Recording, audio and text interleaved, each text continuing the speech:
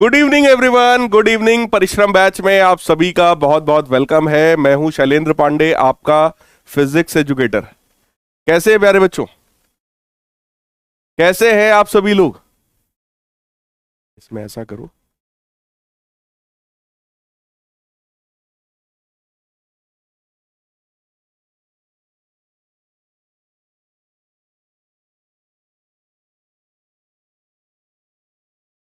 कैसे हैं प्यारे बच्चों? हाँ। सो आज हम लोग ऑल्टरनेटिंग करंट चैप्टर में बहुत ही प्यारे टॉपिक्स पढ़ने वाले हैं। लेकिन उसके पहले आप सभी लोग बता दो भाई, कैसे हो आप सभी लोग? ऑडियो वीडियो एकदम चकाचक आ रहा है? मैं एकदम बढ़िया बेटा, एकदम बढ़िया, एकदम मस्त, एकदम जबरदस्त। हाँ, देखा था भाई, आप लोग का मैसेज देखा था मैंने। हाँ, चलिए, बहुत बढ़िया, बहुत बढ़िया। प्यारे बच्चों, आज के सेशन में हम लोग क्या करने वाले हैं? We are going to study sharpness of resonance, यानी कि रेजोनेंस की शार्पनेस क्या है, क्वालिटी फैक्टर आप पढ़ोगे। बहुत इंपॉर्टेंट है, इस पर बोर्ड एग्जाम में क्वेश्चन आता है बेटा। Expression of quality factor, power factor क्या होता है, again that is important, as well as choke coil क्या है और चोक कॉइल का कॉन्सेप्ट क्या है, ये सारी चीजें आज हम लोग पढ़ने वाले हैं। हाँ भाई, same to you, happy Janmashtami भाई। सभी को जन्माष्टमी की बहुत बहुत हार्दिक शुभकामनाएं। कह रहे हैं सर, कल जन्माष्टमी की छुट्टी नहीं है क्या? आप लोग क्या छोटे नन्हे मुन्ने बच्चे हैं क्या? है? आप लोग तो क्लास 12th वाले हो यार। तो जन्माष्टमी की छुट्टी तो नहीं है। मैं तो सोच रहा हूँ दिवाली में भी क्लास लगा लूंगा आप लोग के साथ। और आप जन्माष्टमी में छुट्टी के लिए कह रहे हैं? क्यों भाई? ठीक है, ठीक है, ठीक है। हाँ। आज की क्लास में सबसे पहले हम लोग बढ़े, लेकिन उसके पहले बेटा हमारे पास ये लास्ट वाला क्वेश्चन है ना? पिछली क्लास में मैंने आपको होमवर्क में ये क्वेश्चन दिया था। जल्दी से जरा कमेंट करके बता दीजिए, ये होमवर्क वाला क्वेश्चन आप सब लोग कर पाए कि नहीं कर पाए? क्वेश्चन में कहा गया था, एक कैपेसिटर है, ठीक है, इंडक्टर है, रजिस्टर है। तो कैपेसिटर यानी कैपेसिटेंस की वैल्यू थी 25 माइक्रोफैरेड। 25 × 10⁻⁻⁶ माइक्रोफैरेड। ठीक है, इंडक्टेंस की वैल्यू है 0.1 हेनरी और रेजिस्टेंस की वैल्यू थी 25 ohm. They are connected in series with alternating current source whose EMF is given by 310 sin 314t। ये उसका ईएमएफ गिवन था। हम लोगों से सबसे पहले पार्ट में ये पूछा गया कि भाई what is the frequency of this EMF. इस ईएमएफ की प्यारे बच्चों फ्रीक्वेंसी क्या है? तो अगर इस ईएमएफ को आप लोग कंपेयर कर लेते ई नॉट साइन ओमेगा टी से, तो कंपेयर करके आपको पता चल जाता कि भैया ओमेगा की वैल्यू है 314, right? So on comparing omega 314 आ जाता, और ओमेगा होता है 2 पाई एफ के बराबर। 2 पाई एफ आपका 314 है, तो फ्रीक्वेंसी की वैल्यू आ जाती है 314 डिवाइडेड बाई 2 पाई। पाई की वैल्यू 3.14 हम लोग यूज कर सकते हैं। ये इसको कैंसिल करेगा बेटा, 100 आएगा, 100/2 कर लेंगे तो फ्रीक्वेंसी 50 हर्ट्स के बराबर आ जाएगी। ये आपका सबसे पहला पार्ट था जिसमें आपसे फ्रीक्वेंसी पूछी गई प्यारे बच्चों, राइट? तो फ्रीक्वेंसी आई थिंक आपको समझ में आ गई होगी, बहुत ही सिंपल है, कंपेयर कर लिया, सीधे सीधे फ्रीक्वेंसी आ गई, है ना भाई? हाँ पायल बेटा, बिल्कुल सही है। What is the reactance of this circuit? प्यारे बच्चों, जब भी सर्किट का रिएक्टेंस पूछ रहे हैं, जरा बताओ इसका मतलब क्या है? What is reactance of this circuit? What does it mean? आपसे क्या पूछने की कोशिश हो रही है? रिएक्टेंस का मतलब क्या होता है? हाँ, आदर्श कह रहे सर सब दिन क्लास लगा लेना, लेकिन मेरे बर्थडे वाले दिन सर क्लास मत लगाना, मेरा 4 अक्टूबर को बर्थडे होता है। आदर्श भाई, यहां पर हजारों बच्चे हैं और एक साल में हजारों दिन होते भी नहीं है, है ना? यहाँ जितने बच्चे हैं, अगर सबके बर्थडे पे मैं सिर्फ छुट्टी करने लगूंगा यहाँ पे ना, तो मुझे लगता है ये परिश्रम बैच में अगले 4-6 साल की छुट्टी करनी पड़ जाएगी। कौ ज्यादा भी करनी पड़ जाए, 10 साल तक छुट्टी करनी पड़ जाएगी भाई, इतने बच्चे हैं इस बैच में, राइट? तो रिएक्टेंस अगर हम लोगों से पूछा जा रहा है बेटा, तो रिएक्टेंस किसी भी एलसीआर सर्किट के रिएक्टेंस का मतलब हो गया XL minus एक्ससी, right? So net reactance of the circuit is basically XL minus XC, और we can write XC minus XL, है ना? दोनों का डिफरेंस, दोनों में जो बड़ा हो उसमें से छोटे वाले को सब्ट्रैक्ट करना है, XL माइनस XC या XC माइनस XL, क्योंकि पूरे सर्किट का पूछ रहा है बेटा, है ना? रिएक्टेंस ऑफ द सर्किट पूछा जा रहा है। XL का मतलब होता है ओमेगा L, और ओमेगा आपका है 2 पाई f, तो हालांकि कंपेयर कर सकते हैं हम लोग, सीधे सीधे हम लोग कंपेयर कर सकते हैं। ओमेगा की वैल्यू यहां पर है 314, तो 314 मल्टीप्लाइड बाई एल है 0.1, माइनस एक्सी का मतलब है 1 अपॉन ओमेगा सी, और ओमेगा है 314 और सी की वैल्यू है 25 इंटू 10 की पावर माइनस 6 के बराबर। ठीक है, इसी को केवल हम लोग को करना है सिंप्लीफाई, तो ये बनेगा 31.4 माइनस, अब भाई हाँ हथियार की जरूरत है, तो ये हथियार हाजिर है भैया, 314 मल्टीप्लाइड बाई 25, राइट? इसका करना पड़ेगा रेसिप्रोकल और मल्टीप्लाई करना है 10 की पावर 6 से, तो 2 4 2 6 0, हाँ भाई सही है। तो ये बन गया तुम्हारा 127.388, तो आप 39 लिख सकते हो। इसमें से अगर मैं सब्ट्रैक्ट कर दूं 31.4, तो ये वैल्यू तुम्हारी 95.98 आ जाएगी, 95.98 ohm. This is net resistance. तो ये इनफैक्ट 98 क्या 99 भी हो सकता है, राउंड ऑफ आप कर लेंगे तो 99 बन जाएगा। तो ये वैल्यू आपकी आ जाएगी 95.99 ओम के बराबर, या लगभग लगभग 96 ओम भी आप आंसर दे सकते हैं। क्लियर है भाई? क्लियर है? प्यारे बच्चों जल्दी से भाई कमेंट सेक्शन में एक बार आग लगा दीजिए अगर ये बात समझ में आ गई आपको। तो कभी भी एलसीआर सर्किट में आपसे नेट रिएक्टेंस अगर पूछे तो आपको एक्सएल माइनस एक्सी या एक्सी माइनस एक्सएल निकालना है, दोनों में जो भी बड़ा हो। क्लियर है? हाँ फटाफट बता दो भाई। अब तीसरा थर्ड पॉइंट देखो क्या है। थर्ड में हमसे कह रहे हैं what is the impedance of the circuit. Impedance का मतलब होता है Z, और Z की वैल्यू है अंडर रूट के अंदर R square plus XL minus XC का होल स्क्वायर। तो प्यारे बच्चों R की वैल्यू हमें पता है 25, तो ये बन गया 25 का square plus XL minus XC जब आप करेंगे तो लगभग लगभग 96 आ जाएगा, है ना? ऑलमोस्ट 96 आ जाएगा, उसका भी हम लोग को स्क्वायर करना पड़ेगा। तो भैया 96 इंटू 96 प्लस 25 का स्क्वायर बेटा 625 होता है, इसको ऐड करेंगे, ठीक है, और उसका स्क्वायर रूट ले लेंगे, तो ये इंपीडेंस तुम्हारा 99.2 ओम के आसपास आ जाएगा। तो पूरे सर्किट का जो नेट इंपीडेंस है दैट इज 99.2 ओम, राइट? 99.2 ओम। ठीक, ये थर्ड पार्ट हो गया। फोर्थ पार्ट में कह रहे हैं what is the current of the circuit, यानी फोर्थ पार्ट में आपसे IRMS पूछा जा रहा है कि सर्किट का करंट कितना है, तो that will B ERMS divided by Z। ठीक है, पूरे सर्किट का ERMS अगर चाहिए, देखो ये तो E0 है, so this is 310 under root 2 करेंगे तो ये वैल्यू हमारी कितनी आ गई? ना ना ना ना, डिवाइड नहीं, मल्टीप्लाई नहीं होगा, डिवाइड होगा, है ना? E0 बाई रूट 2 होता है ना, RMS वैल्यू क्या होती है? E0 by root 2। Maximum value है बेटा 310, तो 310 में रूट 2 का हमने डिवाइड किया, ये ERMS है। और Z की वैल्यू थी 99.2, तो वो भी यहां डिवाइड में आ जाएगा। 310 डिवाइडेड बाई 99.2, तो इसका हमने ये किया 310 divided by 1.414, right, divided by 99.2। So RMS value जो करंट की निकल करके आई है दैट इज 2.21 एम्पियर। ये करंट की प्यारे बच्चों RMS वैल्यू है, राइट? फिर हमसे कह रहे हैं what is the phase angle of the current by which it leads और लैग्स द अप्लाइड वोल्टेज।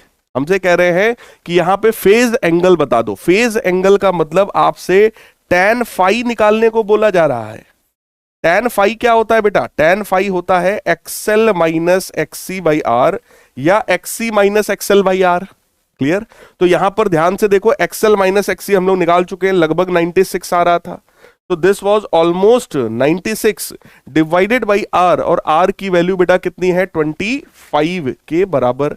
तो 96 अपॉन 25 जब हम लोग करेंगे तो वैल्यू आ जाएगी 3.14। तो tan फाई अगर 3.14 है तो फाई जो कि फेज डिफरेंस है that will become tan inverse 3.84।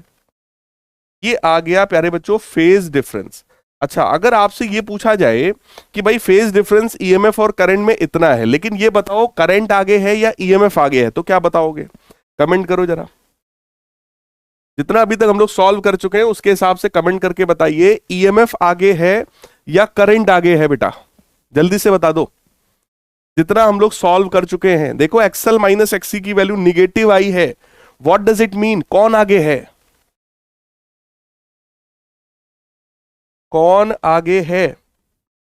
Sixth है, what is the expression for the instantaneous value of current? Right, हमें करंट की वैल्यू चाहिए, इंस्टेंटेनियस वैल्यू। तो करंट क्या होता है? करंट बराबर I naught sine omega T plus five या माइनस फाइव। तो आई नॉट पहले तो बताओ भैया, आरएमएस वैल्यू अगर ये है तो इसमें बेटा हमें क्या करना पड़ेगा? इसमें हमें √2 का मल्टीप्लाई करना पड़ेगा, तब जाकर के मैक्सिमम वैल्यू मिलेगी हमें। Right, this is maximum value of current sine omega. Omega है 314, तो ओमेगा टी। अब हमें देखना है +5 होगा या -5 होगा। देखो एक्सएल माइनस एक्सी की वैल्यू अगर निगेटिव आई है, इसका मतलब बेटा एक्सी बड़ा था। अगर एक्सी बड़ा था तो एक्सी अगर बड़ा था तो यहां पर हम लोग क्या कह सकते हैं भाई? करंट आगे होगा, क्योंकि ये सर्किट हमारा कैपेसिटिव टाइप का सर्किट होगा। अगर एक्सी की वैल्यू ज्यादा है तो यहां पे डोमिनेटिंग कौन हुआ? कैपेसिटर का नेचर। राइट, तो करंट आगे होगा। अगर करंट आगे होगा तो यहां पे +5 होना चाहिए, और फाई की वैल्यू बेटा कितनी है? tan inverse 3.84। अब यार देखो, अगर साइंटिफिक कैलकुलेटर होता तो हम इसकी वैल्यू को पूरी तरीके से निकाल सकते थे, फिलहाल वो है नहीं, तो हम इसको एज इट इज यहां पे फिर लिख देते हैं भाई, क्या करें, है ना।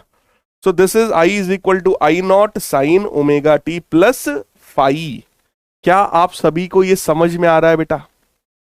क्या आप सभी को ये समझ में आ रहा है? जल्दी से बता दो भाई।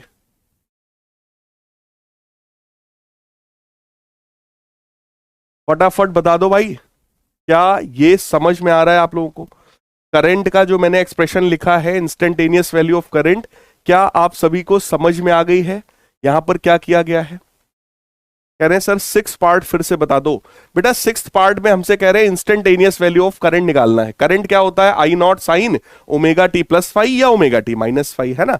आई नॉट क्या है? करंट का मैक्सिमम वैल्यू। अगर करंट का आरएमएस वैल्यू 2.21 है तो बेटा मैक्सिमम वैल्यू कितना होता है? आरएमएस √2, यानी कि 2.21 इंटू √2, ये इसका मैक्सिमम वैल्यू हुआ। साइन ओमेगा की वैल्यू सीधे सीधे है 314, तो 314t। अब हमें यह पता करना है करंट आगे है या पीछे है।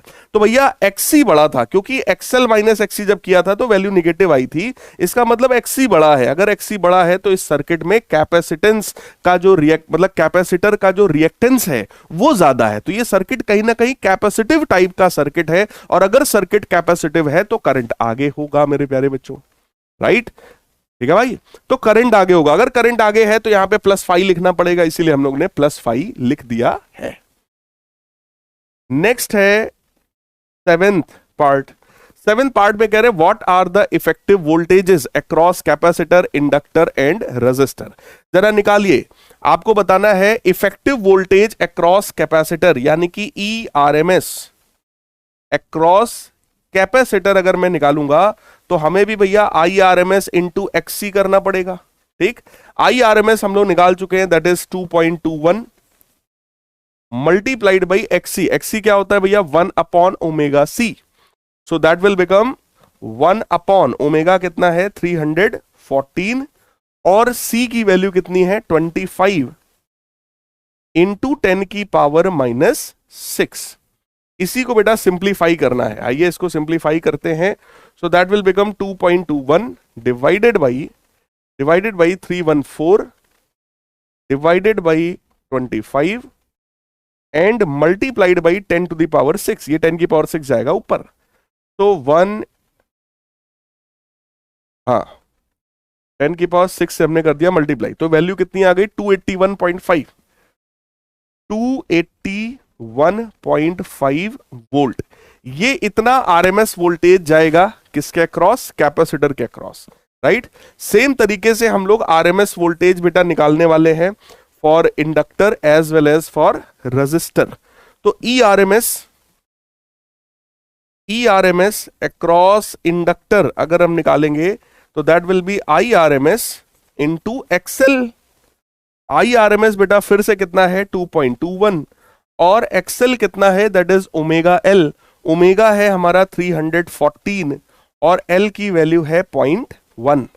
तो ये वैल्यू अगर हम लोग मल्टीप्लाई करेंगे तो जरा चेक करना सब लोग, 2.21 मल्टीप्लाइड बाई 314 मल्टीप्लाइड बाई 0.1, तो ये बनेगा 69.4 वोल्ट के बराबर, 69.4 वोल्ट के बराबर।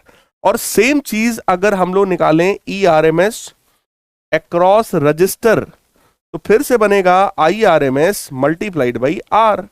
आई आरएमएस आपका है 2.21 मल्टीप्लाइड बाई रेजिस्टेंस की बात करें तो वो है बेटा 25। तो ये वैल्यू तुम्हारी देखो कितनी आएगी, दिस इज 2.21 मल्टीप्लाइड बाई 25, तो दिस इज 55.25 वोल्ट। अब एक चीज बेटा समझो सब लोग, सभी लोग थोड़ा सा फोकस करिए इधर की तरफ, है ना, सभी लोग थोड़ा सा ध्यान से देखो। आरएमएस वोल्टेज कैपेसिटर के अक्रॉस देखा तो आई आरएमएस एक्सी आया दैट इज 281.5 वोल्ट, ठीक है। इंडक्टर के अक्रॉस देखो 69.4 वोल्ट है, रजिस्टर के अक्रॉस 55.25 वोल्ट है। खुद आप देख सकते हैं सबसे ज्यादा वोल्टेज कौन ले रहा है, कैपेसिटर, है ना। तो ये सर्किट कहीं ना कहीं कैपेसिटिव सर्किट है, क्लियर है। रजत कह रहे हैं सर आप तो कैलकुलेटर से कर लेते हो पर हम इतना जल्दी नहीं कर पाते। हाँ भाई तुम्हारी रजत ये बात मैं मान सकता हूं कि जब मैं कैलकुलेटर यूज करता हूं तो कंपैरेटिवली मैं फास्ट कर लेता हूं, लेकिन मैं एक क्लास में आपको यहाँ पे कई सारे क्वेश्चंस भी करके दिखा रहा हूं। अगर मैं इसको ईमानदारी से मल्टीप्लाई डिवाइड करने बैठ जाऊंगा तो कर तो डालूंगा क्वेश्चन, क्योंकि मल्टीप्लाई डिवाइड तो भाई मैं कर लेता हूं, लेकिन टाइम लगेगा। जो क्वेश्चन अभी मैं आपको मान लो 10 मिनट में समझा दे रहा हूं, सेम चीज में अगर कैलकुलेशन करने बैठ जाएंगे तो टाइम काफी ज्यादा लग जाएगा, है ना, और उसमें आपका कोई बेनिफिट तो है नहीं। 12th क्लास में आप सब लोग हैं तो मुझे लगता है मल्टीप्लाई डिवाइड और ऐड सब्ट्रैक्ट तो भाई कर ही लेते होगे, ठीक। और आपके एग्जाम में इस तरह का बेटा कितने क्वेश्चन आएंगे, एक क्वेश्चन, दो क्वेश्चन मैक्सिमम, दो तो आएगा भी नहीं, एक ही क्वेश्चन आना एलसीआर सर्किट का, राइट। तो कहने का मतलब जब आप एग्जाम में बात करेंगे तो एग्जाम में कैलकुलेटिव क्वेश्चंस कम होंगे और एग्जाम में डेटा भी ऐसा रखा जाता है कि बहुत आड़ा टेढ़ा कैलकुलेशन ना बने। बात समझ में आ रही है। तो आप सबका काम यह है कि यहां पर जो अप्रोच सिखाया जा रहा है उस अप्रोच को सीख लो। अगर आपको यह समझ में आ गया कि हाँ यार सर ने बोला रिएक्टेंस में एक्सएल माइनस एक्सी निकालना है, तो एक्सएल ओमेगा एल होता है, एक्सी 1 अपॉन ओमेगा सी होता है, तो इतना तो कर ही लेंगे। ये आपको देखो करने का तरीका ये होता है। अब ये थोड़ी ना लिखा हुआ है एक्सएल माइनस एक्सी तो आप लेके बैठ गए कि नहीं नहीं सर ने ये 314 इंटू 0.1 लिखा है, नहीं नहीं अब तो हम पहले मल्टीप्लाई करेंगे तभी हम 31.4 लिखेंगे। कोई लॉजिक नहीं है। बात समझ में आई?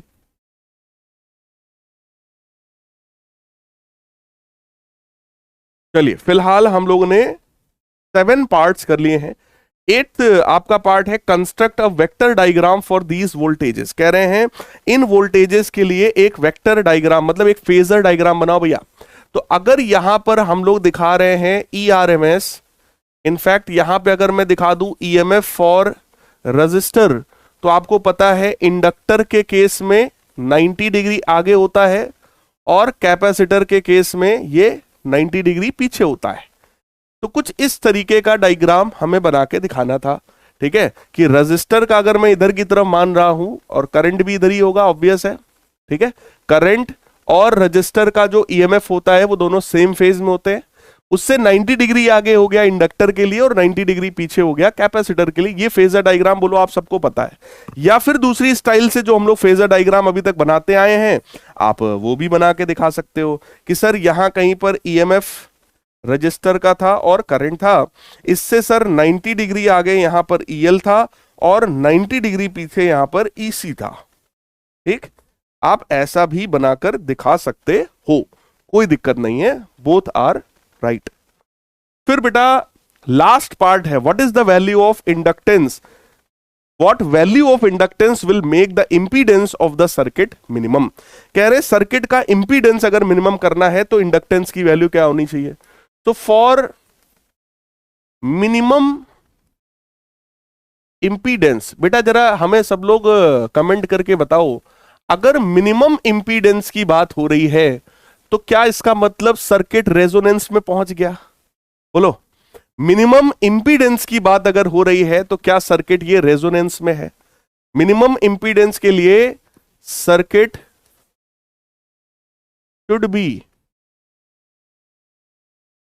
Should be in resonance. बोलो यार, कह रहे हैं what value, for what value of inductance will it make the impedance of the circuit minimum. Circuit का इंपीडेंस अगर मिनिमम है तो वो उसका कंडीशन एक ही है, and that condition is XL should be equal to XC. XL होता है बेटा ओमेगा एल, एक्सी होता है 1 अपॉन ओमेगा सी, है ना। एल की वैल्यू निकालनी है तो that is 1 upon omega square C के बराबर। ओमेगा हमारा 314 था, तो 314 का स्क्वायर करेंगे और कैपेसिटेंस था 25 इंटू 10 की पावर माइनस 6, सो 25 इंटू 10 की पावर माइनस 6 और हो जाएगा, राइट। इसी को हमें करना है सिंप्लीफाई, तो आ जाइए इसको करते हैं simplify. 314 into 314 multiplied by 25, right, यह आ गया। रेसिप्रोकल हमने किया और इसमें हमने मल्टीप्लाई कर दिया 10 की पावर 6 का। हाँ, तो ये वैल्यू तुम्हारी सॉल्व होकर के कितनी आ गई, 0.406 हेनरी के बराबर हो गया सॉल्व।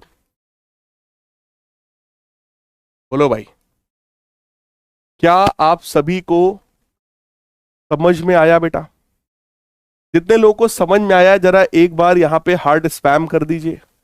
हाँ, जेड मिनिमम आर के बराबर होगा आयान, जेड मिनिमम आर के बराबर होगा।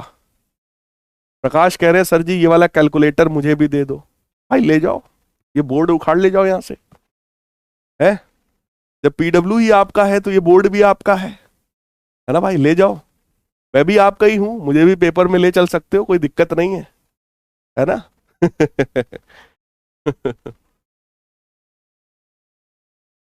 सही है भाई, वेरी गुड। डाउट में देख लेते हैं भैया। सर ये 6th पार्ट में √2 कैसे आया, समझ नहीं आया। 6th पार्ट में कहा गया what is the expression for instantaneous value of the current. बेटा जब इंस्टेंटेनियस वैल्यू की बात करते हैं यानी आई अगर निकालना है तो उसका एक्सप्रेशन क्या होता है, I naught sine omega T plus phi, right. तो आपको आई नॉट पता होना चाहिए, जबकि हमें क्या पता है, हमें तो आई आर एम एस पता है। अब सोचो जरा आई आर एम एस क्या होता है, आई आर एम एस होता है आई नॉट अपॉन √2। तो बेटा आई नॉट की जो वैल्यू आएगी क्या वो √2 times I R M S आएगी, और आई आर एम एस आपको कितना हम लोग निकाल चुके हैं 2.21। तो 2.21 में √2 का मल्टीप्लाई करना पड़ेगा। ठीक है बेटा सुधा, 6th समझा दिया भाई हमने। निखिल इस रिप्लाई में क्या रिप्लाई करे, पूछो तो कुछ। डीपीपी का सवाल नहीं आ रहा है भाई, और लगाओ। फेज एंगल cos फाई से निकाल सकते हो बेटा, कोई दिक्कत नहीं है। R/Z भी करके निकाल सकते हो, जरूरी नहीं tan फाई ही करें हम हमेशा, हो जाएगा। अर्पिता कह रही है सर ये क्वेश्चन कुछ नहीं समझ में आ रहा। अर्पिता मेरे को एक चीज बताओ, क्या आपने इस चैप्टर को शुरू से अच्छे से समझा है? अर्पिता बेटा ईमानदारी से बताइए, इस चैप्टर को शुरू से आपने समझा है? अगर समझा होगा तो समझ में आएगा, नहीं समझा होगा इसीलिए नहीं आ रहा है। ठीक है, फिफ्थ पार्ट में करंट लीड होगा या लैग होगा। अच्छा भैया करंट आगे है, करंट आगे है, कैसे हमें पता चला? क्योंकि जब एक्सएल माइनस एक्ससी निकाला था तो ये निगेटिव आया, इसका मतलब एक्ससी बड़ा है। एक्ससी बड़ा, देखो जिन सर्किट्स में, मैं यहां लिख रहा हूं, जिन सर्किट्स में एक्सएल बड़ा होता है, अगर सर्किट में एक्सएल बड़ा है एक्ससी से, तो ये टाइप के जो सर्किट होते हैं they are inductive circuit, they are inductive circuit. और अगर इंडक्टिव सर्किट होता है बेटा तो ईएमएफ आगे होगा, EMF leads current by some angle phi. ठीक है ना, 90 डिग्री नहीं होगा यहां पे, क्योंकि हम लोग एलसीआर सर्किट की बात कर रहे हैं, प्योरली इंडक्टिव सर्किट की बात नहीं कर रहे हैं, अदरवाइज ये 90 होता। लेकिन हम लोग एलसीआर सर्किट की बात कर रहे हैं। फॉर एलसीआर सर्किट, अगर एलसीआर सर्किट की आप बात कर रहे हो तो ईएमएफ आगे होगा, ईएमएफ आगे है तो करंट पीछे होगा, तो करंट का एक्सप्रेशन हो जाएगा I naught sine omega T minus phi. Current हो जाएगा I naught sine omega T minus phi. लेकिन अगर एक्ससी बड़ा है एक्सएल से, तो ये सर्किट तुम्हारा कैपेसिटिव सर्किट हो जाएगा। ये सर्किट बेटा कौन सा होगा? It will become capacitive circuit. ठीक है, यहां पे current leads EMF by angle phi, तो ऐसे में करंट हो जाएगा I naught sine omega T plus phi. और अगर कभी एक्सएल एक्ससी के बराबर हो गया तो आपको पता है ये सर्किट प्योरली रेजिस्टिव सर्किट की तरह बिहेव करेगा। Circuit will behave like purely resistive circuit, और फाई की वैल्यू 0 हो जाएगी। ये सर्किट हमारा किस कंडीशन में पहुंच गया बेटा? रेजोनेंस में, राइट। तो किसी भी एलसीआर सर्किट में ये कंडीशंस आप समझ सकते हैं अच्छे से। एक एक चीज मैंने आपको यहां लिख करके बता दिया है। ठीक है, ये 3 कंडीशंस यहां पे हो सकती हैं। इसको अपनी अपनी कॉपी पे भैया नोट कर लेना सब लोग, राइट।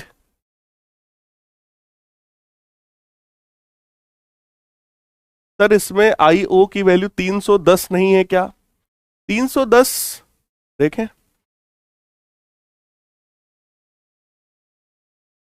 सॉल्व होके हो सकता है आ जाए। 310 कैसे आ जाएगा? आईओ मतलब करंट का मैक्सिमम वैल्यू कह रहे हो ना, तो करंट का मैक्सिमम वैल्यू 310 कैसे आ जाएगा बेटा? वो तो नहीं हो पाएगा, 310 नहीं है ना। जब आरएमएस वैल्यू 2.31 है, ये 310 तो ईएमएफ की आरएमएस वैल्यू है भाई, वोल्टेज की आरएमएस वैल्यू है वो। सर पता नहीं चल रहा एक्सएल माइनस एक्ससी करें या एक्ससी माइनस एक्सएल करें। बेटा हमें खुद नहीं पता चला था, इसीलिए तो हमने एक्सएल माइनस एक्ससी कर दिया था, बाद में पता चला निगेटिव आया। तो करने से पहले ये हमें नहीं पता होता कि कौन बड़ा है कौन छोटा है। ठीक है, तो आप किसी में से भी किसी को घटाओ, अगर वैल्यू निगेटिव आई तो खुद ही पता चल जाएगा भाई एक्ससी बड़ा था, वैल्यू पॉजिटिव आई तो पता चल जाएगा एक्सएल बड़ा था। आदर्श कह रहे सर 5 न्यूमेरिकल पर डे करता हूं फिर भी बड़ी दिक्कत आती है। तो आदर्श भाई ठीक है, लगे रहो, 5 न्यूमेरिकल कर रहे हो, धीरे धीरे उसको 10 से 15 न्यूमेरिकल पर डे तक पहुंचाओ। अब बहुत समय नहीं है, ऐसा ना हो कि जब आखिरी दिन एग्जाम, कल सर एग्जाम है, आज सर मैं 10 न्यूमेरिकल पर डे कर लेता हूं, कोई फायदा नहीं होगा। तब धीरे धीरे इसको बढ़ाओ बेटा, लगे रहो। अगर आपको न्यूमेरिकल्स करने में प्रॉब्लम आ रही है तो इसका मतलब आप बिल्कुल सही काम कर रहे हैं, राइट। प्रॉब्लम आनी ही चाहिए, बात समझ में आ रही है? हाँ ठीक है भाई, पिछला कॉन्सेप्ट सबको समझ में आ गया होगा। अब आ जाओ यार, थोड़ा आगे बढ़ते हैं, आप लोग बातचीत बहुत करते हो है। तो अगला है क्यू फैक्टर।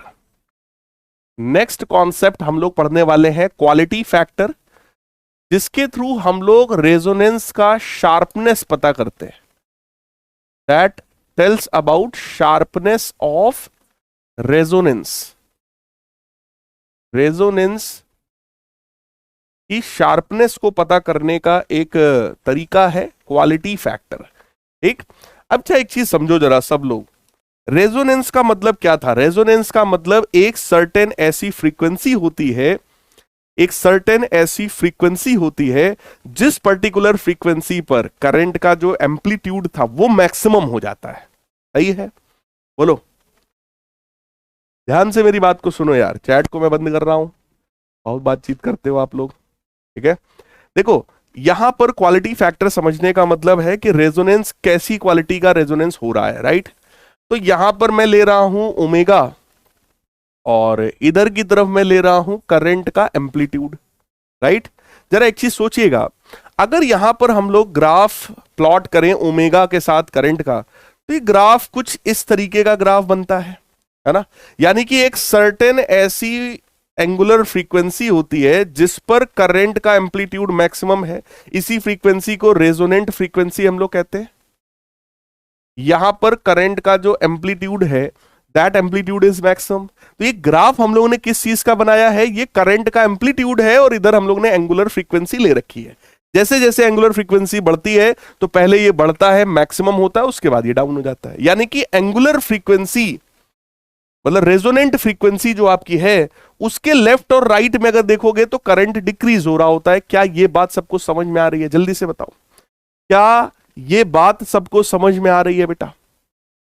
एक सर्टेन फ्रीक्वेंसी होती, भाई हम लोग बात किसके लिए कर रहे हैं? किसी भी एलसीआर सर्किट की बात कर रहे हैं, किसी भी एलसीआर सर्किट की बात मैं कर रहा हूं। किसी भी एलसीआर सर्किट में देखो, ये जो ईएमएफ होता है that is E not sine omega T, right? यहां से कुछ ना कुछ करंट निकल रहा होता है, यही करंट ऐसे होते हुए वापस आ रहा होता है। इस ईएमएफ की कुछ ना कुछ तो फ्रीक्वेंसी है यहां पर। अब अगर इस फ्रीक्वेंसी में हम लोग चेंज करें कि भाई इस वाली फ्रीक्वेंसी को अगर मैं लगातार बढ़ाऊं तो एक सर्टेन ऐसी फ्रीक्वेंसी मिलती है जिस पर करंट का ये जो एम्पलीट्यूड होता है ये खट से मैक्सिमम हो जाता है। ये एम्पलीट्यूड कैसा हो जाता है? मैक्सिमम हो जाता है, राइट? ठीक है सर। अच्छा एक चीज मेरे को बताओ, ये जो रेजोनेंट फ्रीक्वेंसी होती है, रेजोनेंट फ्रीक्वेंसी जो होती है, क्या ये रेजिस्टेंस पर डिपेंड करती है बेटा? बताओ जल्दी से। रेजोनेंट फ्रीक्वेंसी की वैल्यू मैंने आप लोगों को बताया था, दैट वाज ओमेगा आर, और ओमेगा की वैल्यू बोलो 1/√LC बताई थी आप लोग को। ओमेगा की ये जो वैल्यू मैंने बताई थी, ओमेगा आर की वैल्यू कल, दैट वाज 1/√LC। कितने लोग को याद आ रहा है कि हाँ सर बताया था ये, राइट? कहने का मतलब ये जो रेजोनेंट एंगुलर फ्रीक्वेंसी है this is independent of resistance, this is independent of resistance. ये बेटा रेजिस्टेंस पर डिपेंड नहीं करती है। बोलो यार, ये रेजिस्टेंस पर डिपेंड नहीं करती है, राइट? अच्छा ठीक है सर। अच्छा एक चीज और बताओ, अगर मैं एक सर्टेन रेजिस्टेंस के लिए, हमने एक ये ग्राफ बनाया था कि यहां पर आर की कोई एक वैल्यू थी, है ना? तो there was some value of R, कुछ मॉडरेट आर था, रेजिस्टेंस कुछ मीडियम रेजिस्टेंस था। अगर मैं रेजिस्टेंस को बढ़ा दूंगा, अगर मैं रेजिस्टेंस को बढ़ा दूंगा तो करंट का जो एम्पलीट्यूड है क्या वो कम हो जाएगा? रेजिस्टेंस को अगर मैं बढ़ा दूंगा तो क्या करंट का एम्पलीट्यूड कम हो जाएगा बेटा? यही ग्राफ थोड़ा नीचे की तरफ शिफ्ट हो जाएगा, लाइक दिस। बोलो यार, ऐसा हो जाएगा यही ग्राफ। चेक करो, अगर मैं रेजिस्टेंस की वैल्यू को बढ़ा दूंगा, हाई रेजिस्टेंस अगर मैं ले लूं, तो यही ग्राफ नीचे की तरफ शिफ्ट हो जाएगा। यानी कि करंट का जो मैक्सिमम वैल्यू है वो बोलो मिनिमम हो गया, वो कम हो गया, करंट का एम्पलीट्यूड कम हो गया, राइट? और अगर मेरे प्यारे बच्चों, अगर इसी रेजिस्टेंस को कम कर दिया जाए तो यही ग्राफ तुम्हारा ऊपर की तरफ ऐसे शिफ्ट कर जाएगा, ऊपर की तरफ शिफ्ट कर जाएगा। तो ये वाला ग्राफ हम लोग दिखा रहे हैं for low value of resistance. जब रेजिस्टेंस की वैल्यू कम है तो ग्राफ ऊपर की तरफ शिफ्ट कर गया। रेजिस्टेंस की वैल्यू अगर ज्यादा है तो यही ग्राफ हमारा नीचे की तरफ शिफ्ट कर जाएगा। क्या ये आप सभी को समझ में आई बात?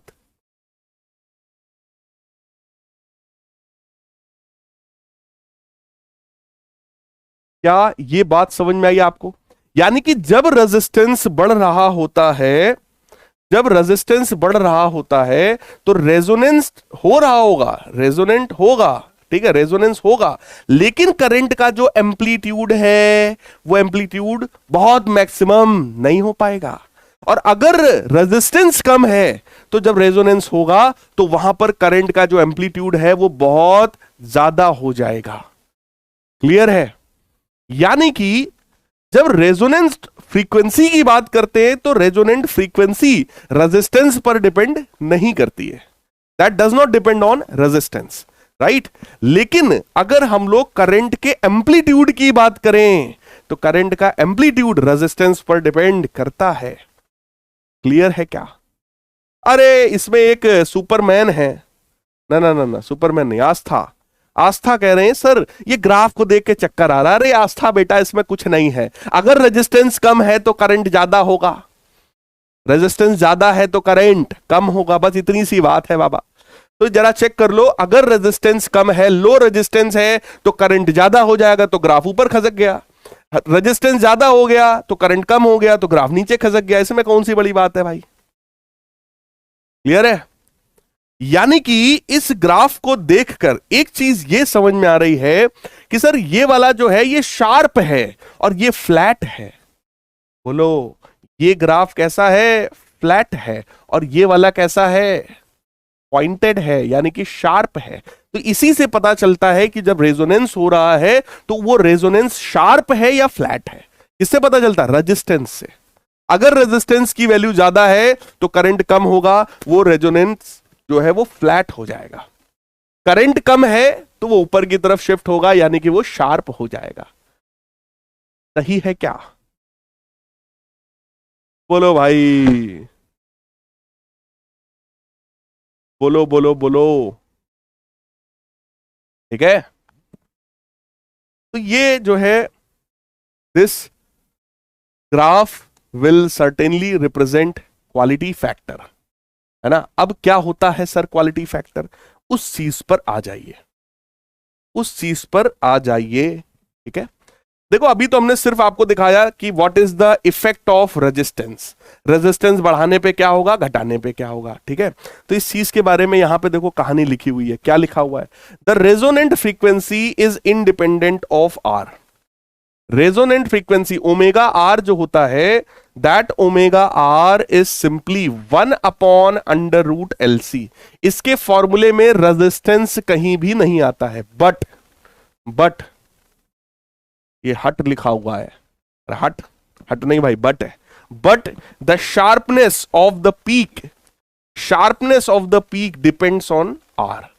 इस पीक का जो शार्पनेस है वो किस पर डिपेंड करता है? रेजिस्टेंस पर डिपेंड करता है। अगर रेजिस्टेंस ज्यादा है तो वो फ्लैट हो जाएगा, रेजिस्टेंस कम है तो वो शार्प हो जाएगा, ऊपर की तरफ ग्राफ जो है शिफ्ट हो जाएगा।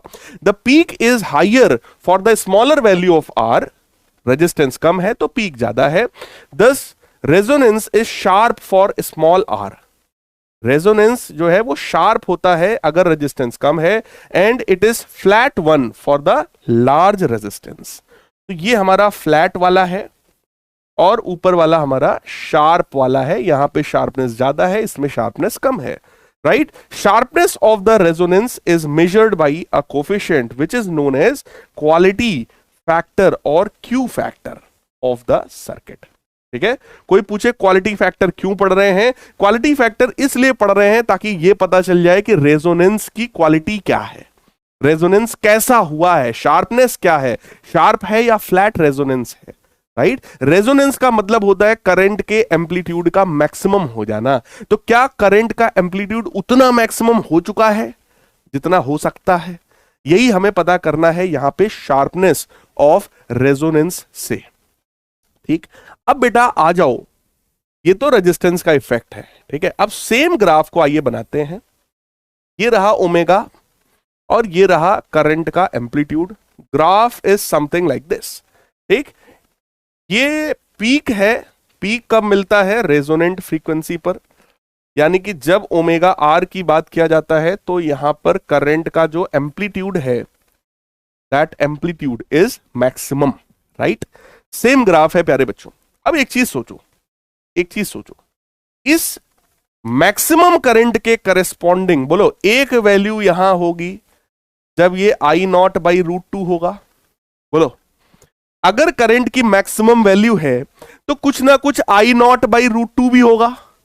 जब रूट टू से डिवाइड करेंगे कोई ना कोई एक वैल्यू तो फिर से मिलेगी हमको, राइट। इस करंट के करस्पॉन्डिंग, इस आई नॉट बाई रूट टू के करस्पॉन्डिंग जरा चेक कर लीजिए, एक पॉइंट मेरे को ये मिल रहा है, एक पॉइंट हमको ये मिल रहा है, दैट इज वन फ्रीक्वेंसी, और एक फ्रीक्वेंसी प्यारे बच्चों यहां पर मिल रही है, that is second frequency. Omega 1 और ओमेगा 2 ये वो दो फ्रीक्वेंसीज हैं जिन फ्रीक्वेंसीज पर करंट का एम्पलीट्यूड कितना होने वाला है, I naught by root to होने वाला है। देखो आई नॉट बाई रूट टू बड़ा स्पेशल होता है क्योंकि ये आरएमएस होता है। बोलो, आई नॉट बाई रूट टू की बात क्यों कर रहे हैं, क्योंकि ये आरएमएस होता है, राइट। तो जब मैक्सिमम करंट हमने देखा तो मैक्सिमम करंट कहां मिलता है, रेजोनेंट फ्रीक्वेंसी पर, राइट। ये तो रेजोनेंट फ्रीक्वेंसी पर है। तो सर ओमेगा 1 ओमेगा 2 क्या है, ओमेगा 1 और ओमेगा 2 बेटा होता है ये वो दो एंगुलर फ्रीक्वेंसीज हैं जिसके लिए करंट का amplitude I naught by root two होता है। Amplitude of the current is I naught by root two. जिस फ्रीक्वेंसी पर हो जाए उसको ओमेगा 1 और ओमेगा 2 कह रहे हैं। और मेरे प्यारे बच्चों, ओमेगा 2 और ओमेगा 1 के बीच में ये जो गैप है इसी को कहा जाता है बैंडविड्थ। इसी को क्या बोलते हैं, बैंडविड्थ। तो कोई बोले बैंडविड्थ क्या है, तो that is omega 2 minus omega 1, क्योंकि ओमेगा 2 बड़ा है ओमेगा 1 छोटा है, तो इसी को क्या बोलते हैं बेटा हम लोग, bandwidth, right. This is known as bandwidth. तो कोई बोले कि भैया क्वालिटी फैक्टर क्या है सर, क्यू फैक्टर क्या है, तो भैया क्यू फैक्टर होता है resonant frequency divided by bandwidth. What is quality factor, तो quality factor is defined as the ratio of resonant angular frequency and bandwidth, right. Clear है।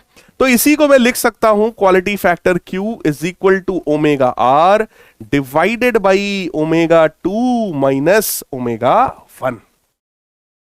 क्वालिटी फैक्टर क्या है, it is the ratio of resonant angular frequency to the bandwidth for LCR circuit, that is defined as Q factor, quality factor. Clear है। देखो इन्हीं में से कोई एक ग्राफ हमने उठाया है, यानी कोई भी एक सर्टेन वैल्यू ऑफ आर है, ठीक, उस सर्टेन वैल्यू ऑफ आर के लिए हमने ग्राफ बनाया। इस ग्राफ में पीक हमको मिलता है रेजोनेंट एंगुलर फ्रीक्वेंसी पर, उसके करस्पॉन्डिंग जो करंट होता है वो सबसे ज्यादा होता है, इसी को करंट का एम्पलीट्यूड बोलते हैं, ठीक। अगर करंट का ये एम्पलीट्यूड है तो कहीं ना कहीं आई नॉट बाई रूट टू भी इससे थोड़ा सा कम होगा, सबको पता है ये बात।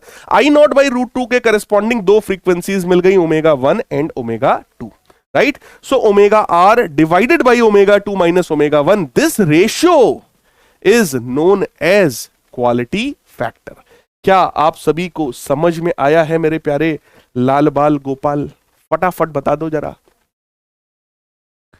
फटाफट हार्ट स्पैम कर दो जिन लोगों को बात समझ में आ गई। देखो अब टॉपिक थोड़ा वैसा चल रहा है जिसके ऊपर वाले माले में कुछ होगा, हाँ उसी को समझ में आएगा भाई। फटाफट बता दो भाई, समझ में आ रहा है क्या? फटाफट बता दीजिए, ऊपर वाले माले को हिला दीजिए अगर नहीं समझ में आया तो। हाँ वेरी गुड, वेरी गुड। सो ये देखो, ये वही वाला खूबसूरत सा ग्राफ है भैया, है ना, ये वही वाला खूबसूरत सा ग्राफ है। ये देखो इस गैप को क्या बोलते हैं, बैंडविड्थ। ये देखिए मैंने भी क्या आपको समझाया था, this omega 2 minus omega 1 is defined as bandwidth. एक चीज और यहां डिफाइन कर दिया गया है कि भाई इसको बोल दो डेल्टा ओमेगा, राइट, इसको भी बोल दो डेल्टा ओमेगा, है ना। तो ठीक है, ये भी सही है, कोई दिक्कत नहीं है। पढ़ो, quality factor of a series resonant circuit is defined as ratio of the resonant frequency to the difference in two frequencies यानी कि omega 2 minus omega 1 taken on both side of the resonant frequency such that at each frequency current amplitude becomes 1 by root 2 times its value at resonant frequency। Language में same चीज को language में लेकर के आए हैं, राइट? सेम चीज को लैंग्वेज में मेरे प्यारे बच्चों हम लोगों ने लिख रखा है। ध्यान से मेरी बातों को सुनना।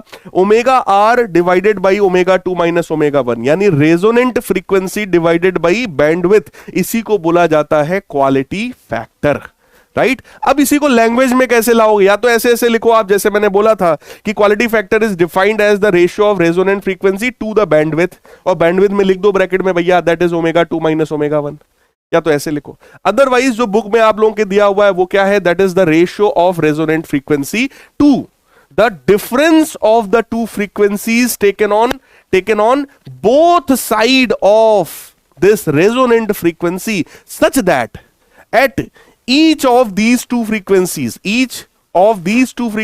the magnitude of the current is I naught upon root 2 such that at each frequency the current amplitude या magnitude एक ही बात है, current amplitude becomes 1 by root 2 times the value at resonant frequency। resonant frequency पे current हमारा maximum होता है, right?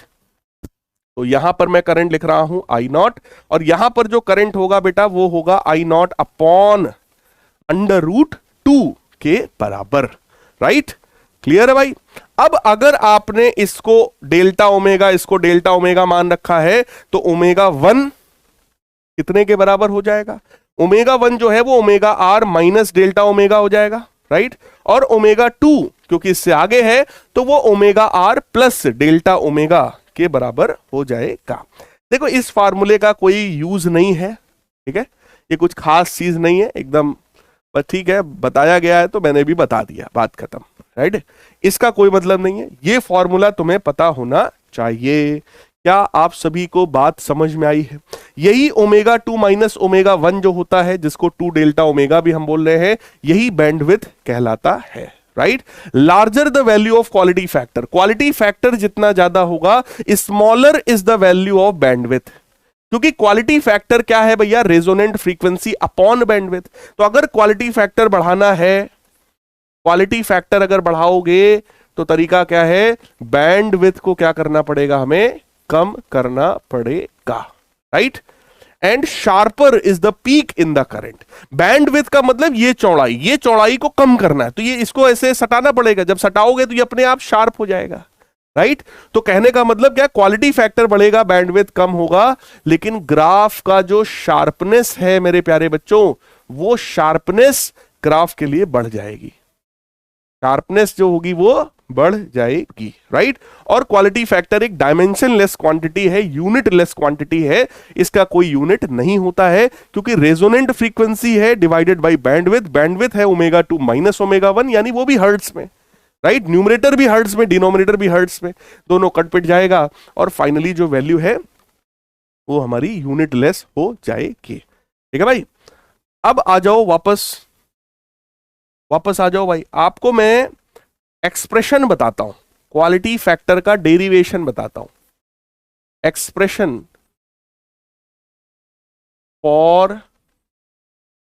Quality factor, ये जो क्यू फैक्टर हम लोग पढ़ रहे हैं इसका डेरिवेशन आइए आपको समझाते हैं। ध्यान से मेरी बात को सुनना बेटा, कंसंट्रेशन से ध्यान से सुनोगे सारी बात समझ में आएगी। देखो किसी भी एलसीआर सर्किट का जो Z होता है, फॉर एनी एलसीआर सर्किट,